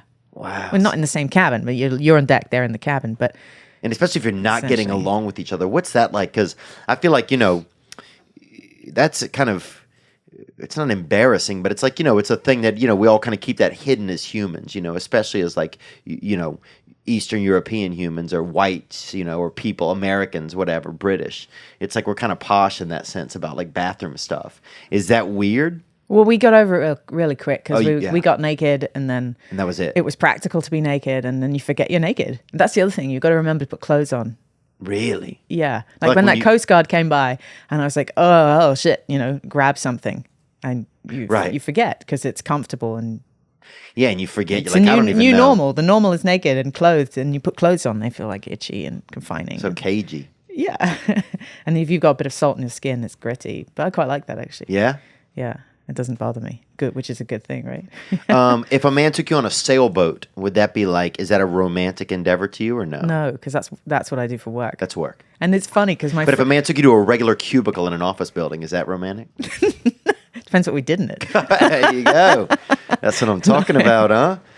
The old whales showing up all of a sudden, eh? but I race or I sail really fast boats. They're usually $1 million plus. And so friends have boats. You know, they go, yeah, do you want to come out for a day? And I'm like, no. Yeah. You know, you have a Ford Fiesta and I sell Ferraris and get paid for it. Like, and it's really hard for my friends to understand this. Going, we'll have a nice day out. We'll go swimming, have a picnic. I'm like, that's my worst nightmare. Yeah. You know, like, Yeah. Yeah, that sounds miserable. that's like someone having a picnic in the office Yeah. in your cubicle On Sunday. On a Sunday, exactly. Do you, Even though it's the best office, obviously. yeah. With a great view, you know. Yeah. So you can't complain, but still, it's like, no, that's what I do for work. What do you miss the most when you're gone? Like when you get back, is it the company of, Soft furnishings. really? Yeah. Because the seat is hard and the deck is hard and you lie in the cabin and Because it's all fiberglass, it's all made out of fiber. carbon Carbon? fiber. No way. My We have carbon? New boat. Yes, my new boat's going to be built out of carbon Jesus. fiber. Yeah, so the sofa is an amazing invention. Oh, yeah. And lying on it is great. And do and you, not getting up. and do you have like, say Things you, like the fridge. Yeah. You marvel at modern technology. You go to the fridge, I open it, there's things in it. Wow. But then you need somebody to put things in it. And so actually to answer the question, I train my mind a bit by going to the float tank. You know, that was big in the 70s, these sensory deprivation tanks. It's full of Epsom salts. And it's a closed space. Vietnam, I think even. Did they? I think they did something like that. No, that was water torture. Sorry. Totally Waterboarding, float tank. You know? Look, So you these lie in days- these salts and you're basically alone with your mind. And the minute you lie down, your body disappears. Wow. Like you are a mind in a box. And so you've got to get used to that, the dark, the It's like confinement. Siegfried and Roy. It's like you're on like a David Copperfield or something. Yeah, and then it's amazing the journeys your mind goes on in that hour and a half. And want sometimes it just drops down into breathing and that breathing becomes a really calm thing. So that's been really good for mental training. Do you relax overall when you're out on the water, or is it tense? There are moments for relaxing. No, it's tense. It is. Yeah, it's tense. Is it tense from the moment you start, or is it tense when the water gets a certain way? Well, you have to be able to enjoy it. I go out, you know, I'm gone days, months, whatever. So you need to be switched on to, okay, this is a beautiful moment, or things are going great, and have those micro celebrations. because I might not succeed. 18 people have tried and only 2 succeeded. So every step of this project, I have to celebrate the milestones. We're having a chat. You're a milestone. It's cool. It's exciting. And you have a book too that's about, it's 50, what is it, 50 things to do on the water? 50 water adventures to do before you die. And you've done a few of them. You mentioned the cage diving. That's in there. And fishing is in there. Fishing is in there. I almost drowned one time. Is that in there? Fishing. That's not in there. Oh. Wild swimming naked is in there, which is not too far from drowning. So the premise of the book was to find the best place in the world. If you were to do whitewater rafting only once, where would you do it? Where would you do it? Well, not the Grand Canyon, surprisingly. The more challenging rapids and beautiful scenery is down in Patagonia in Chile. Yeah. The Futaleufú River. And the great thing about writing the book was after I wrote it, I went and did a lot of them. Like it was a gift to free holidays. It was great. Oh, wow. That's exceptional. You'd think you would do them before you wrote the book, but that wasn't how it happened. That's not the way it works these days. No. What was your favorite one? Did you have a favorite, or one that you've done of the 50 things to do? The one I'd like to do, which is in water. par with what I'm doing right now, is I'd like to learn to row a gondola in Venice. And you can. There's one organization called Viva Voga la Vonga, which is about preserving that tradition of wooden boats going up, because it's being surpassed now by zippy little powerboats. Oh. And can you imagine being the gondolier as a woman and not an Italian? I know. And there's a whole, taxi driver type. Oh yeah, it's a dark little seedy underworld. No, there's 500 licenses only, and they get handed down from generations, and it's super hard to get into. Definitely not, as a non-Italian, as male. Blah, blah, but do you think that that's cool though? It's almost like cool to keep it like that like the tradition of it, I think so, but and it's not easy. You can fall in. So you learn on a batella, which is a work boat. When you your desire, do you think it's do you think you compete against the ocean? Do you think you compete against I can't do this? Do you think a woman's never done this? What is your competition? What is your? Why am I doing it? Yes. But why at more of a level of I think to be the first woman is just a cherry on the icing. Mm-hmm. And I think if I could do it completely self-funded and tell no one and just go and do it, that would be my first choice. Mm-hmm. And then it wouldn't be about performing for anyone. Mm-hmm. Or there'd be no, not for sponsors or anything. Why do humans do what we do? Right. That is the great fascination. I think for this project in particular, and for me, it's about channeling forces that we all have. So my sports psychologist says that people are motivated by pain and humiliation, and probably both. And we all have pain, and we've all been through different degrees of humiliation. Now, if you took all of that and go, okay, fuck you all, or fuck what happened, I'm going to channel that, and I'm so directly into that one thing and give it everything I've got. Yeah. Is it hard as you continue to go on and it's funny, I noticed this, we were just talking about this on the podcast this week on the regular episode, where I find as our podcast gets more listeners and just things get busier and have a producer and a couple producer, I start to be well, how do I keep it from getting away from whatever my original not goals are, but my original purpose, Do you feel like that? Does that ever happen to you, even in rowing? Because I just think it's a fascinating thing that happens kind of in the world, It's like my buddy started to paint. My friend painted this picture of, this is Chris Farley. Okay. Just a lot of people think it's me or Donald Trump. It's neither one of us. Okay. Right. I mean, I've definitely had some nights where I woke up looking like that, and I actually once met a girl that looked like that. And I didn't sleep with that girl. So just for the record. Yes. Definitely for the record, dude. Even though she thinks whatever. But it's a good concern. How do you stay true to and I'm curious because with your thing, that is something you gotta. Well, this year I went crowdfunded. Last year I had a sponsor, and this year we parted ways for amicable terms, and I was like, how do I keep going? I've spent a year and a half of my life training. I've got fat. I moved to San Francisco. This has become my world, and I put it out there. I wrote a blog and said, look, dear world, this is what's happened, and I have to keep going. And these the reasons why I'm no longer with this sponsor, but and the boat that I have, I thought it was the right boat, but actually it's not key to my success. And I said, I've got the couple of people who've donated money and I call them my believers. And I'm on Patreon. Oh, good. I call this community my believers. Good. And the most powerful thing wasn't the money. So the money is now enough that I could keep going. For 8 months, I've been Patreon funded, which is freaking awesome. So if you're a believer, thank you. Yeah, it's the same thing that happened here. We wouldn't have had our studio if it weren't for Patreon.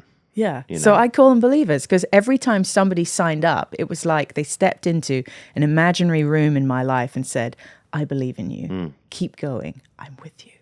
And I was just, charged by that. Yeah. And now it's gathering momentum and there are more people and their network is amazing. So when I rode down the coast, I stayed with a friend of a believer and then other believers connected me with the media and that's probably how we met. Yeah, actually. yeah. Well, we had Grayblock Thomas, who was one of our first sponsor ever, and who inspired me to get out of doing the podcast out of my apartment and be brave enough to take the next step. And he gave us sponsorship money. So he was your first believer. My first believer. Yeah. He was like, "Here's $1,000. I'll give you $1,000 this month. Just to help. And he's like, you can do it."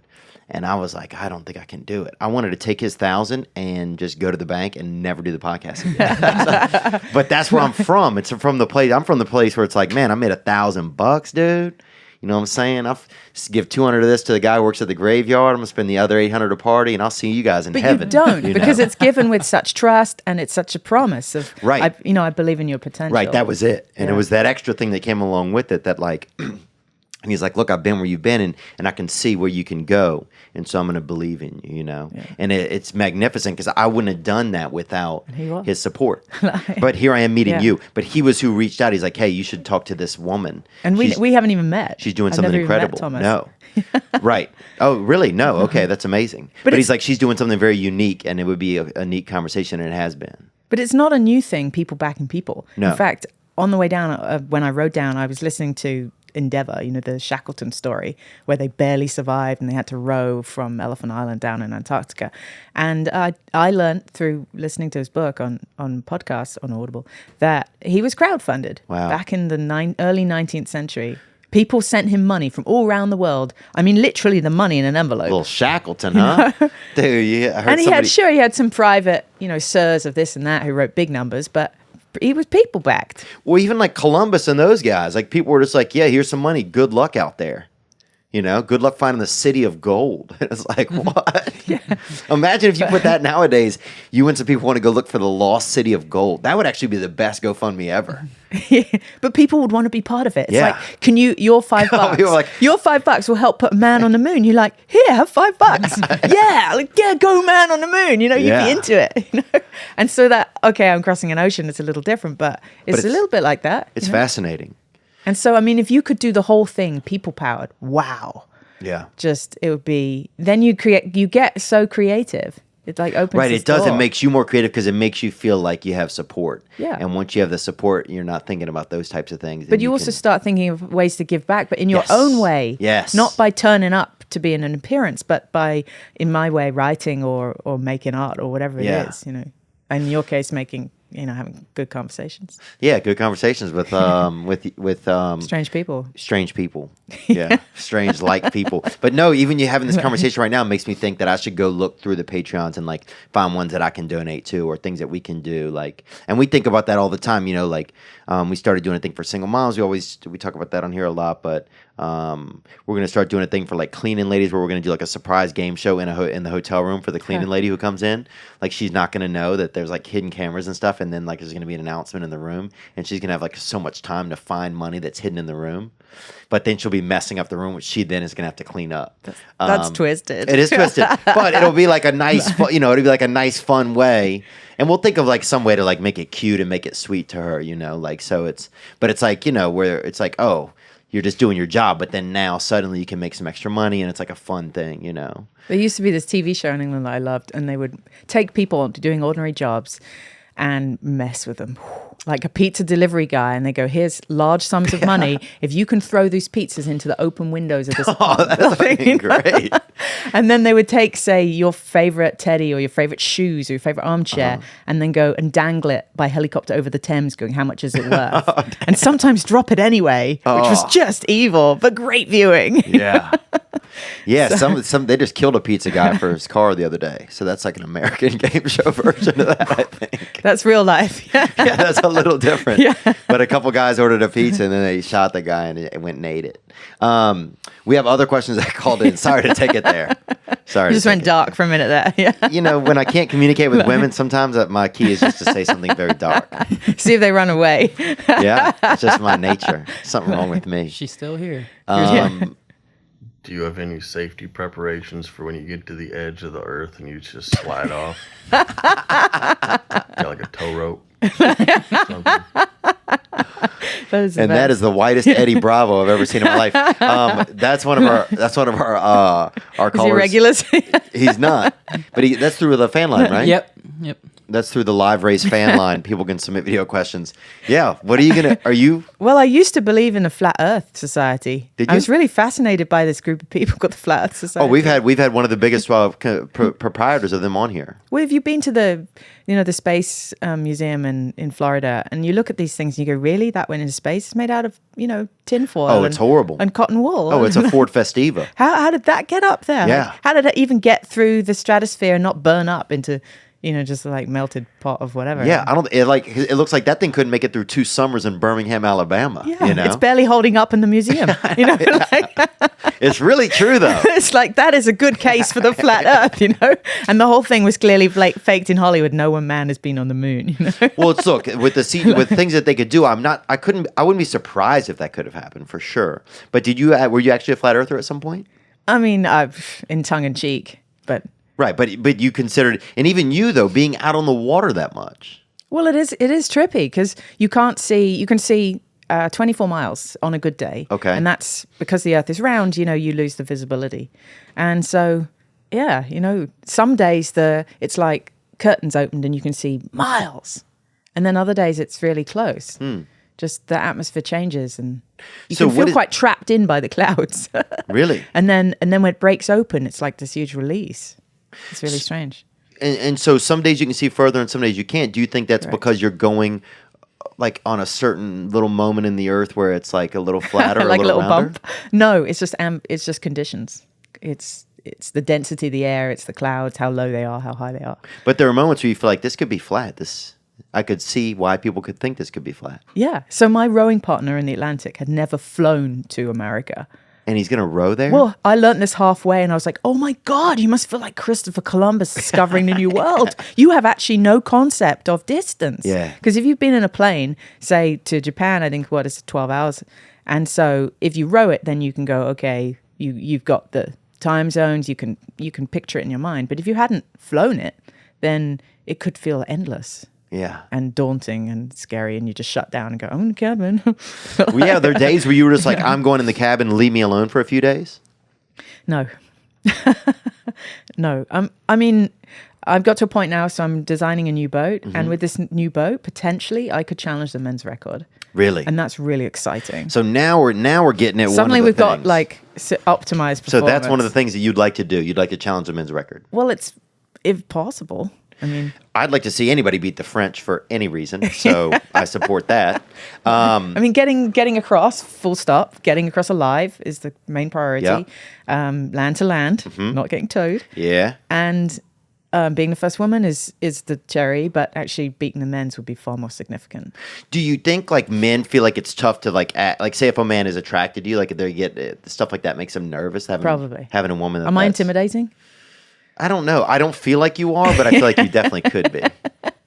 I feel like if things got like, if we were in like on a boat or like even in just like even if we were in the shower together and like if there was an earthquake, I feel like things could get really, really, you would definitely be the captain and I would definitely be like the third mate.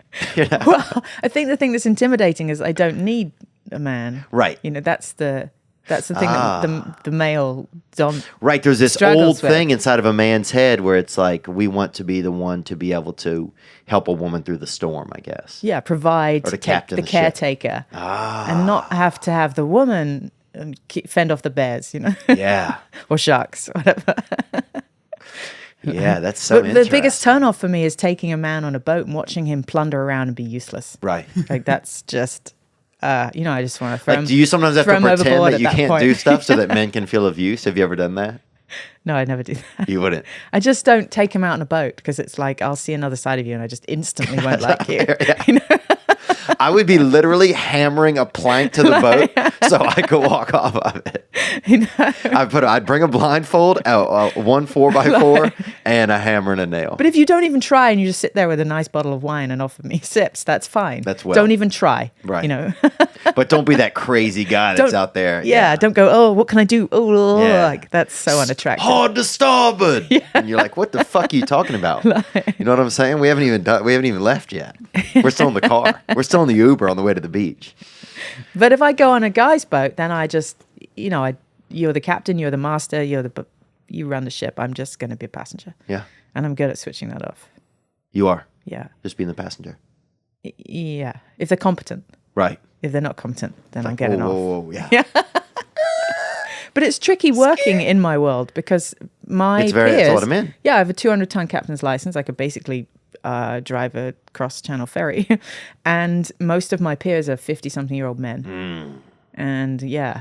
So do you feel like Danica Patrick sometimes? In what way? Like just that, like she kind of went into a field that was like predominantly men, or like, it was kind of this old sort of boys club. Yeah, you're fighting the tide. And so predominantly I run boats by myself Yeah. and then hire boys to help me. Ooh. Yeah. Does that ever feel kind of empowering a little bit? It feels slightly wrong. I bet it does. Like I need help moving Yeah. stuff or Hey, doing Antonio. stuff. Do you name them all Antonio? I would. I definitely would. It sounds very kinky. It sounds like something. We have a couple more questions that came in. Nick, can you find something else pretty neat? Yes, sir. Thanks, bud. So whenever you're in the middle of a road, and you're at the bottom of the barrel of your energy and you're feeling exhausted, what are some of the mental tricks that you use? How do you tap into that Navy SEAL mindset? Whenever you've got no energy left, what do you do? What do you tell yourself to push through those plateaus and, overcome those boundaries? Thanks. Looking forward to the show. Yeah, when you're at that moment, what do you do? I think the best thing is to laugh. Really? But you Yeah. actually remember that? Like, I know we say we do things, but do you do that? Yeah, I remind myself that I chose to be there. And I go, you chose to be there, you idiot, Yeah. And that breaks the seal on that, downward spiral. Have you ever been hit by lightning or not? No, but I've had lightning crack the water right by a boat. And I did think That would make my that nuts end bust was- right out of my bag. That would scare me so much. And I was really annoyed with myself because on that particular trip, I'd looked at buying a rescue beacon like the week before. This was a paid delivery that I was with. The owner was down below. I taught him to navigate yesterday. He was Jewish and a cardiovascular surgeon, so he's sharp. Right. But he was navigating now, having learnt yesterday. Oh, right. And And he's saying he can do it? he's doing it. We're 1 mile from a reef. And this is off Long Island. Those storms that yeah. come rolling off New York sometimes. Not surprised. And yeah, there's just wicked lightning around, and the boat's almost lifting off. It's being almost airborne. And I'm just annoyed with myself, going, "Oh, you're going to die because of that. You didn't spend $800 last week, you idiot." Because that instrument would have what? Diverted the... Yeah, rescue people. alerted rescue people. Yeah, we could have got saved. We were not going to get saved at that point. If I didn't drive the boat in a certain way and he didn't keep us off the reef, we were in very, very bad trouble. Do you have one of those guns that can shoot the thing? The flares? The flares. I know a kid that started a forest fire with one of those, actually. And that kid is still... They don't know who he is, and I'm not going to say his name. But he definitely... They don't always go off. Oh, this one went off, dude. This one went off Would he to blow the up a tune of tree? about... we blew about probably, I would say 6,000 trees. This dude Oh, wow. took care of some acres, boy. You know what I'm saying? This guy definitely won't... He don't fuck with even matches. He won't even blow out a birthday cake anymore. He's that weary of it. He's been burnt, literally. Oh, dude, he don't even know how old he is. He does not even know how old he is, just out of sheer Don't fear. most guys go through a little arsenic phase of trying to burn stuff? Oh, I think Like my so. brother did. I threw a wine bottle off of an interstate, off of a bridge over an interstate once. At How did that work out? it hit a Buick or a Crown Victoria. So that was like my arson phase. No actual fire, but just angry. Just there's no arson in that. just like angry with a fucking Cabernet. So that's his confession for the day. That was it. Dude, that was in Atlanta. Drank half of the bottle and then just threw that bastard right But do not do this at home. And we reassure this was a long time ago, right? And this is before people were doing that kind of stuff. Now everybody's doing that kind of stuff. Well, but this that's is why they have before. fencing up on the side of bridges to avoid people like you Complete being angry assholes. with wine bottles. Yeah. Dude, it's had aggressive recycling.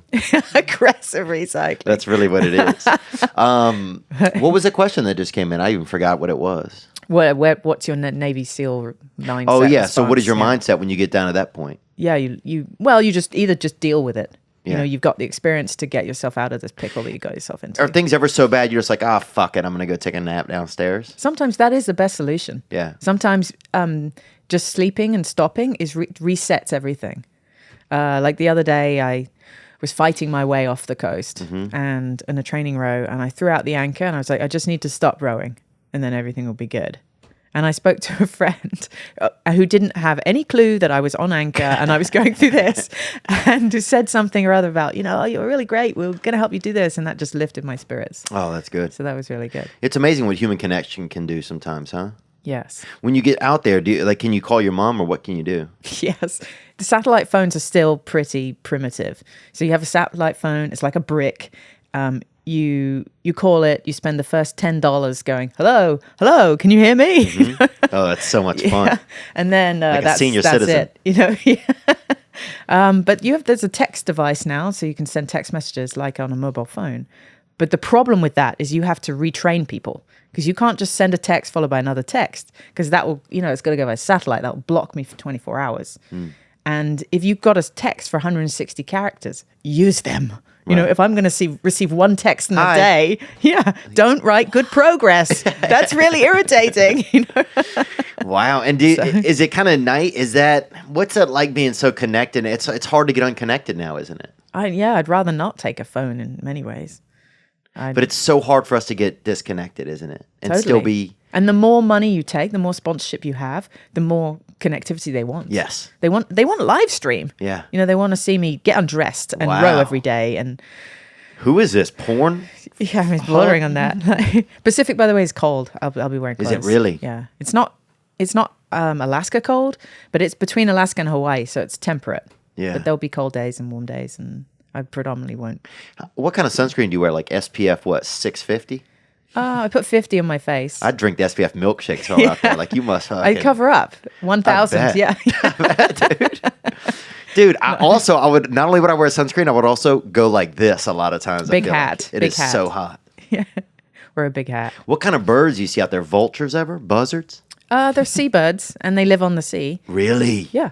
And oh my so God, there what are a these bunch of ones that look creeps. like pterodactyls, and there's a lot of those out. Have you ever seen a pelican? Oh, there's tons of them around. That's cool. That's my state bird. I saw a lot of albatross in the Southern Ocean. Oh, really? They're amazing. I don't like them. They're like giant, supersized seagulls. Yeah. And when there's not much wind, it's like watching your Thanksgiving turkey trying to take off. Yeah. Splosh. And then they go, it wasn't me. I didn't fail. They're like the Greyhound bus of seagulls, I think. They're basically this big, huge fucking air shrimp. Look, can we get another question, please? Hey, what's up, Theo? I'm a longtime fan. So actually, this is a relevant question because I just went kayaking this weekend in the San Juan Islands in Washington. I saw 2 killer whales, saw some gray whales, but now I got the bug. Now I really want to go kayaking all the time. My guide that I was with today, the guy that he took me around, and he knew everything about the currents and where to go. So my question for Leah is, like, is this something I need to be living with for a while and trained to do this? Or is it something I can pick up pretty quickly? Yeah, like, can that guy just get in a vessel like yours? And would he, if he headed out, would he have a chance? Some chance, a percentage chance. I mean, knowing the water is really helpful. It's like you could fly a plane, right? But air currents and weather systems will mean that you probably survive better if not just survive. Knowing that. Because it's not just, there's so much more going on top of the water. Right. Well, actually, also underwater. So the big revelation for me in rowing now, rather than sailing, is how much the topography underwater makes a difference. Like all of these canyons and underwater mountains create current patterns and ripples and stuff that I feel. Isn't that phenomenal? So the water's just wet air, really. Yeah, I guess. Deep space, like down space. Do you ever feel like the water is the world and that the air is the... I think it's 2 layers. So when I get in to clean the water and I discover this whole like ecosystem underneath the surface, I do think there's like the land layer and then there's the ocean layer. And we as humans are only capable of going so far in it. But there's so much more. And there's no light. So the creatures down here have no color. It's scary, I bet. And they look so prehistoric and gnarly. Like there's one chapter in my book where you can go in a submarine as a passenger, and they go down 600 feet to where there are creatures with no names. No. So every time they go down, they see something that hasn't even been, seen, diagnosed, prescribed as species that are unwritten off the textbooks. And so there is I think this is the final frontier for discovery. We've got air pretty much mapped. We're big in space, but the sea, okay, some was it James Cameron went down into the Marianas Trench, but that's it. There's all of this other stuff, this underwater world, canyons and trenches and stuff. Does that scare you at all, you think? I think it's really exciting. Can you not hear my excitement? I can. I'd be like down there driving and go, whoa, what is all this stuff? I feel like if I had to go across the ocean, it would have to be with somebody like you, because you seem like you have a really good disposition. Like what makes you, like when do you lose it? Like when do you fucking lose it? Really only because of things I've done. Yeah. So I didn't listen to myself. Like I knew I shouldn't go out today and I knew the wind was going to switch and I just went anyway. And that's when I get annoyed. It's not because of anything that happens. Like, are you a perfectionist, do you think? Not really. It's just I should know better, my better judgment. It's like if you... better judgment. You knew you should get up in the morning at a certain hour and you didn't. Yeah. You get annoyed with yourself because now you've screwed up your whole day. Yeah. Like that, and you got syrup all in your bed because you eat in there. Yeah, I wouldn't go that far. But I went out to the first time I went to try and do this Farallon record, I told the media I was going. So they made it this huge deal. Oh. And then the day came and the marine layer, which is this fog that gets sucked in because the desert heats up, was in. Yeah. My fucking grandfather was a cigarette smoker, so I know what you're talking about. So you knew the marine layer. So 6 a.m, I knew it was a bust. Now, what do you do? On a normal day, I just would have gone, okay, well, this fog is now in, I should not go out there. But you did it anyway. I did it anyway because all of the photographer was booked and there was just going to be this big shebang, and it ended up being in the front and back of the San Francisco Chronicle, and I was like, it was a disaster. I'll just do it. Sort of. So I go under the Golden Gate Bridge and I go, okay, just reset your mind. You're going for a row. It'll be fine. You'll learn things. So I go out there and they check in about 3 p.m. going, how's it going? And quite clearly I'm not getting off the coast because the marine layer is pressing me on the coast. So you're just out there rowing against the marine layer? Rowing against. So the marine layer has this wind funnel that comes on it, and I got stuck in that and I couldn't bust through it. So I'm coming back through the gate and I'm really annoyed with myself. Why did you do it? Why did you try? And trying to put myself back together, the humiliation of it. I had openly allowed myself to be humiliated. And I get back to the dock and there's a family that's about to pounce on me, like with young children. They're excited. Yeah, they're excited and they look like they've come down to see me in. And I'm in no state to really meet and greet. And I barely tied up the boat and they're already on me. And it turns out that they'd seen me in the paper and the grandmother had told their 6-year-old, and the 6-year-old was like, I got to see this. And this child looked at me like I was a Disney princess. And inside I'm going, oh, and hands me this pink note. And this pink note, I open it up and it says, I admire you for trying. You'll do it next time. And I just melted. Oh, wow. And it's like, this is why. This is confirmation of why I do what I do. It's like I possibly changed the life direction of that 6-year-old girl on that day. Right. I blew open the world of possibility. Yeah. Yeah, and But she confirmed for me that it was worth it. Yeah. Like I'd gone out there, I'd done something that was usually vulnerable. I'd failed publicly. And I'd come back in and some 6-year-old with glowing eyes tells you that she admires you for trying. Yeah. Oof. You know? It lifts you up. Yeah. Yeah. It keeps your heart pumping. So You yeah. know, it's so true. It's so true too. You know, just the to know, and the victory is in trying. Like that's one thing that I've realized over the years. Like the victory is in trying. Like so few people achieve, you know, like penultimate like successes in things. You know, and there's so few spaces for that too. You know, like there's only one person's going to be like a Richard Pryor. You know, in my world, in my comedy world, only one person's going to be, you know, Captain Ahab or who's the lady from with the spangled off or the mermaid, Little Mermaid, Ariel. Right. You know, only one person. What is that? It? Ariel. Yeah. Ariel. Sorry. I don't know who Ariel is. He made it up. I rolled with it. It sounded good. But I was it's like maybe that's her full name. And I don't know it because I'm not American and you live near Disneyland. God, dude, you know? yeah. You just created something there. Oh, dude, we got in a car accident right outside of Disney World once. But yeah, so like, but yeah, it's like, but trying is the thing. Yeah, I mean, that's the fucking. Look at you now, like that thing. guy. Thomas gave you $1,000, and you could have just gone and done nothing with it or gotten blown it, and you gave it a go, and that is actually huge. Yeah, and the thing is, and without somebody making you feel like you can try, like without him telling me that, I don't make that leap.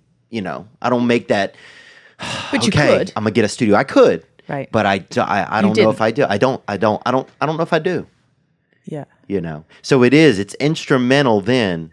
Like, wow, that's why we need each other. We can help each other.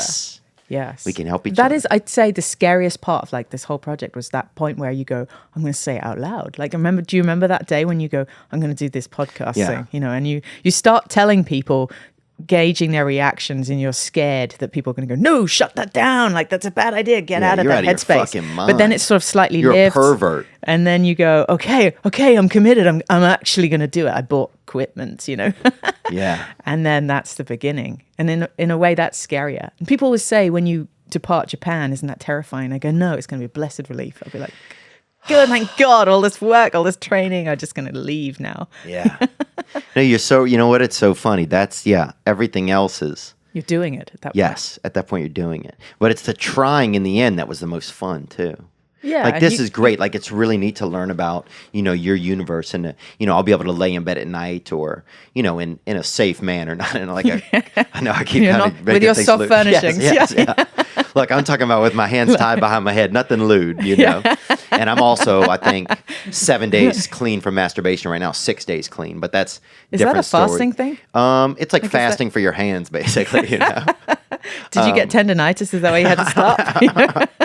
I just don't have the healthiest. Like I just started like not doing it well not bad. I was still functional. I just like. Yeah, like I've done it enough, so I don't want to masturbate anymore. Like I didn't have a problem, but I was just doing it out of habit than I was out of like, oh, I'm going to do like a sexual enjoyment here. It became part of your daily routine. No, it became part of my like daily routine.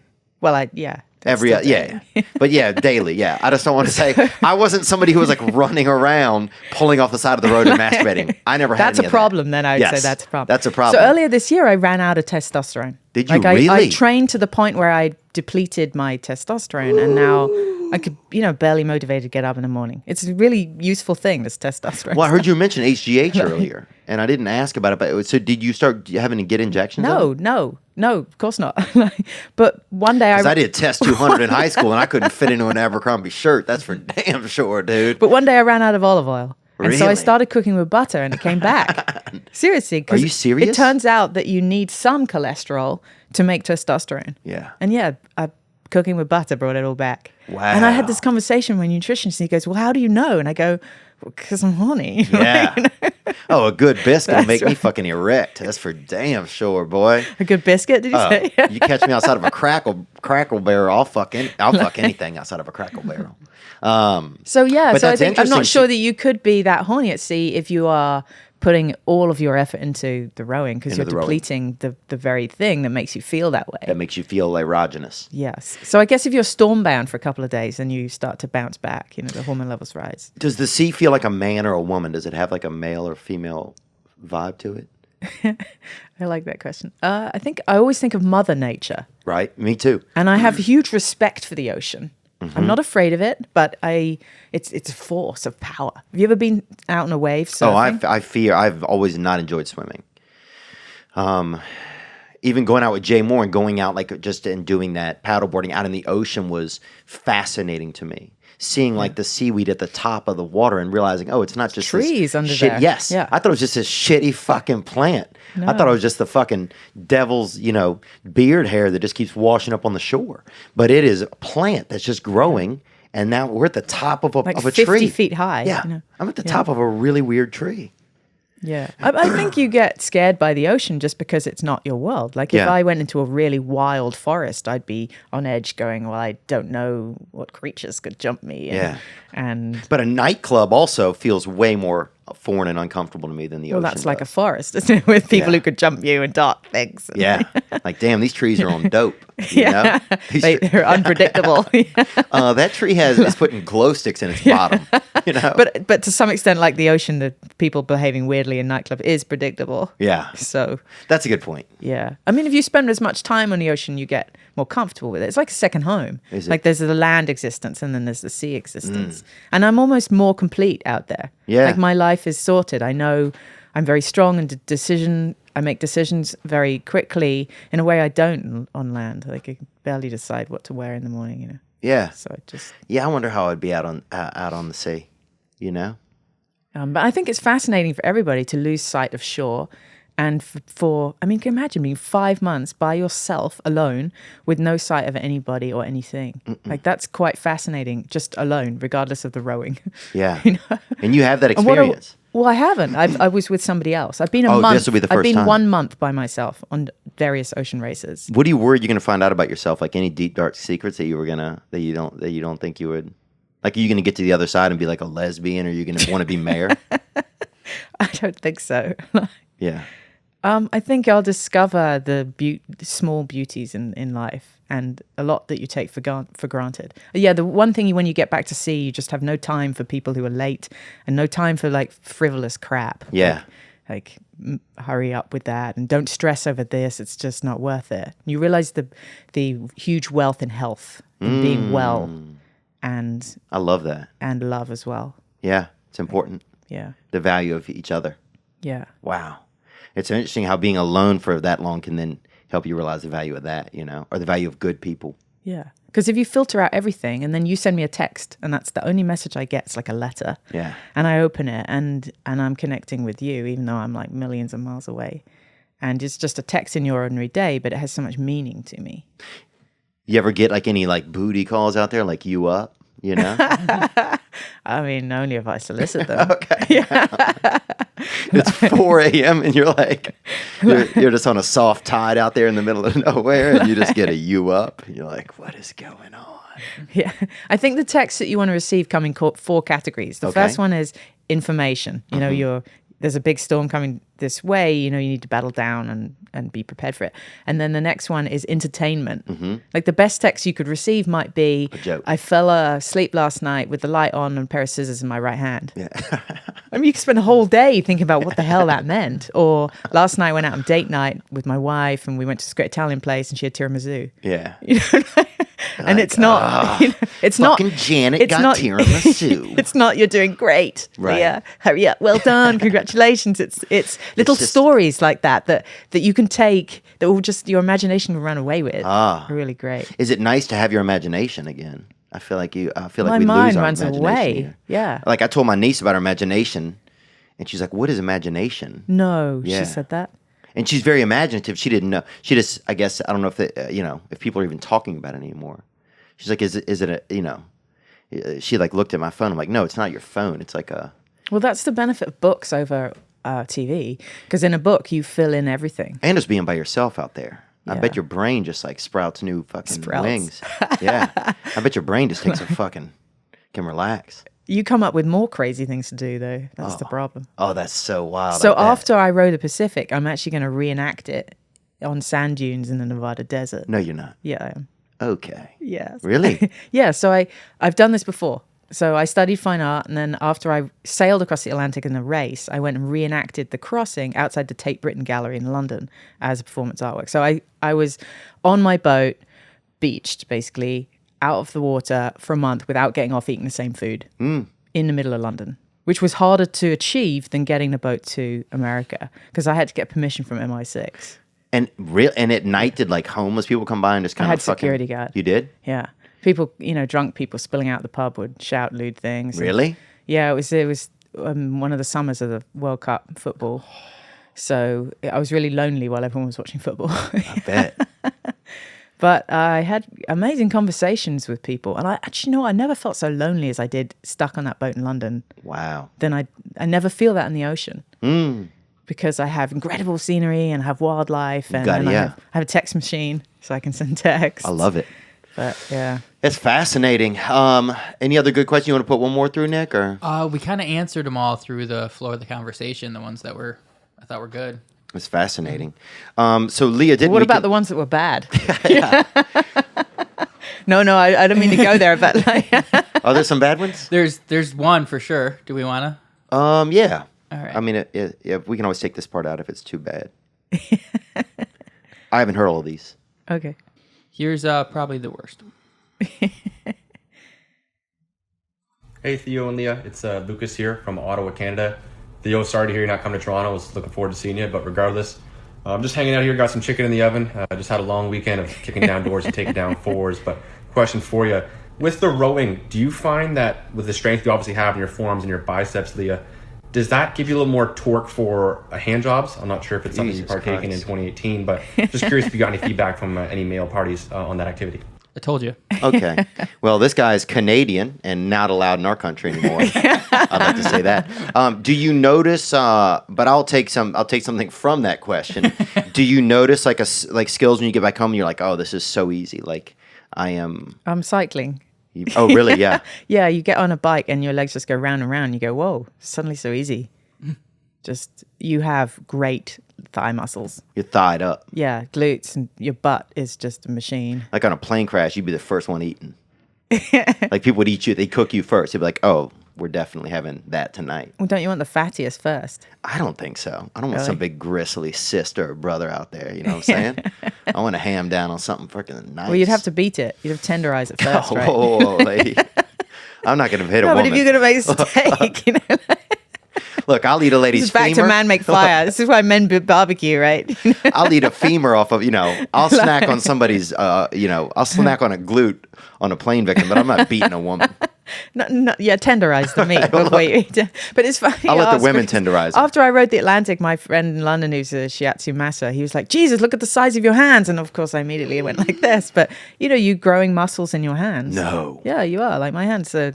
I pity anyone who wants to marry me because I have big hands. Wow, yeah, you're gonna spend an extra couple grand on an extra centimeter of ring, yeah. But rowing there's a huge misconception that rowing is upper body. It's not. So if you row a boat on a lake or a river, it's 80% legs, 20% upper body. That's quite heavily the other way. For rowing an ocean, it's about 60-40, 60 legs, 40% arms, because you're getting jostled. Do you feel just jacked when you get home? No, you are stripped of everything. Oh, wow. So you are actually eating your body after a while. Fat first, muscle next, then bone density. Ooh, I'd have that. Depends on where I am. If I were in Thailand, I'd have that marrow first, boy. If somebody was dead and I had to eat them. After running the Atlantic, I got jobs modeling in New York. You did? I was skinnier than some of the models. Wow. And I had that tan. Oh, yeah. It's perfect. But I couldn't cope with New York. It was like, being in solitary confinement to a rock concert. It was just... I just couldn't cope. Oh, I can't imagine the dichotomy, and I don't even know if that's the right word, but of going from a place like the ocean and then being in a busy place like a city. I think I would lose my mind. Yeah, I think a farm somewhere with trees. Green is what you want. Oh, yeah. How green looks so green when you get to it, doesn't it? Yeah, and it smells great, usually. It smells like a garden that's just been freshly washed or freshly rained on. Oh, I'd just let somebody shoot a fucking bazooka full of fruit straight into my face, dude. Fruit, yeah. I would love salad. Anything fresh. In fact, even the word fresh, I enjoy offshore. Fresh. Really? Fresh. Yeah. And people's words mean more to you suddenly because you get to hear them. Is there something about that, like hearing someone talk? Well, any of the words that are sent to the boat by messages have so much more meaning. Oh, yeah. In fact, you have to be really careful what messages get through because something that's flippant or a joke can be taken completely the wrong way. Right. Fuck you. And you're like, oh, Yeah. I'm going to be stewing over this for a month. So they need to go in those 4 guidelines. Was it information, entertainment, and then love and care? Like, we're really proud of you, and I hope you're, eating and drinking and that kind of stuff. And you know what? Actually, that's really what everybody needs: information, entertainment, love, and care. Yeah. So that's a good rule for life. Those are great rules for life. Maybe I'll write a handbook off the back of this. Whoa, a handbook, she said to that last guy who called in. So anyway, he's right. Yes, I have really strong hands, and I've actually thought about doing massage after this, but not that kind, okay? Oh, and I'll tell him when I go to a place here, I say, do not touch my crotch. I say that right when I go in the door. I say What kind of body place? only. Oh, like massage Any place, yeah. I say everywhere. Don't jerk me off. Oh, I say it even if I just go to the California Pizza Kitchen, I'll say it. Look, I don't know what you guys are selling. Just don't jerk me off in here. But yeah, I bet you could really come back and you could win a thumb wrestling championship. Yeah, so you have really strong arms. Well, if you ever go on a short row, let me know. Why, you want to come? Yeah, I get out there. I would probably want to. Yeah, I don't want to do like a lot of chores and everything on the boat though. Well, you'd have to sit where you're told and do nothing because there's no space. Oh man. So it'd be like being in the gondola. You just sit there and you could loll around the cabin drinking beer, and then, yeah, you'd be fine. I could figure something out there. Or take maybe. a support boat so that you can get off and you go, okay, 5 minutes of this, I'm done. There we go. I might need that. My whole life is this. This show is my support boat. Lia Ditton, we can find you. We'll share all your social media elements and stuff. But where can people find you at? Rolia Row. Row, .com. Lia Row, LIA. Yeah, like Run Forest Run. Yeah. Rolia Row. Lia Row. If that came organically, people were like, Rolia Row. And I'm like, that's great. I'm going to use that. And that's the same on everything. Instagram, Patreon is Rolia Row, Patreon.com/Rolia Row. And yeah, everything is Rolia Row. Awesome. Well, we'll make a donation and we will, and we just appreciate you so much for coming in and making me just think about, when I think about you, I just think of like there's just this lady out there on the water, and she just gets to be in the moonlight. It just feels like, man, I'll be so jealous, I'm going to call in. I'm going to be one of the questions for your show. That would be fascinating. It'd be like Leah from Mid-Pacific is calling in with a question for your next guest. That'd be great to have an update every now and then. Yeah. Yeah, I'll do it. Just to hear Lia rowing. Good luck out there. Thank you. Yeah, thank you so much for coming in and chatting with me. Thanks. Yeah, Thanks and for chatting having with me. all of us. Yeah. Including the guy in Canada. Yeah. Oh wow. There you go, guy. Ottawa. No. That guy's just cooking some chicken. He said, "What a creep, huh? Who's cooking some chicken and just asking people about perverted questions?" I'm just floating on the breeze, and I feel I'm falling like these leaves. I must be cornerstone. Oh, but when I reach that ground, I'll share this peace of mind I found. I can feel it in my bones, but it's gonna take a little time for me to set that parking brake and let myself unwind.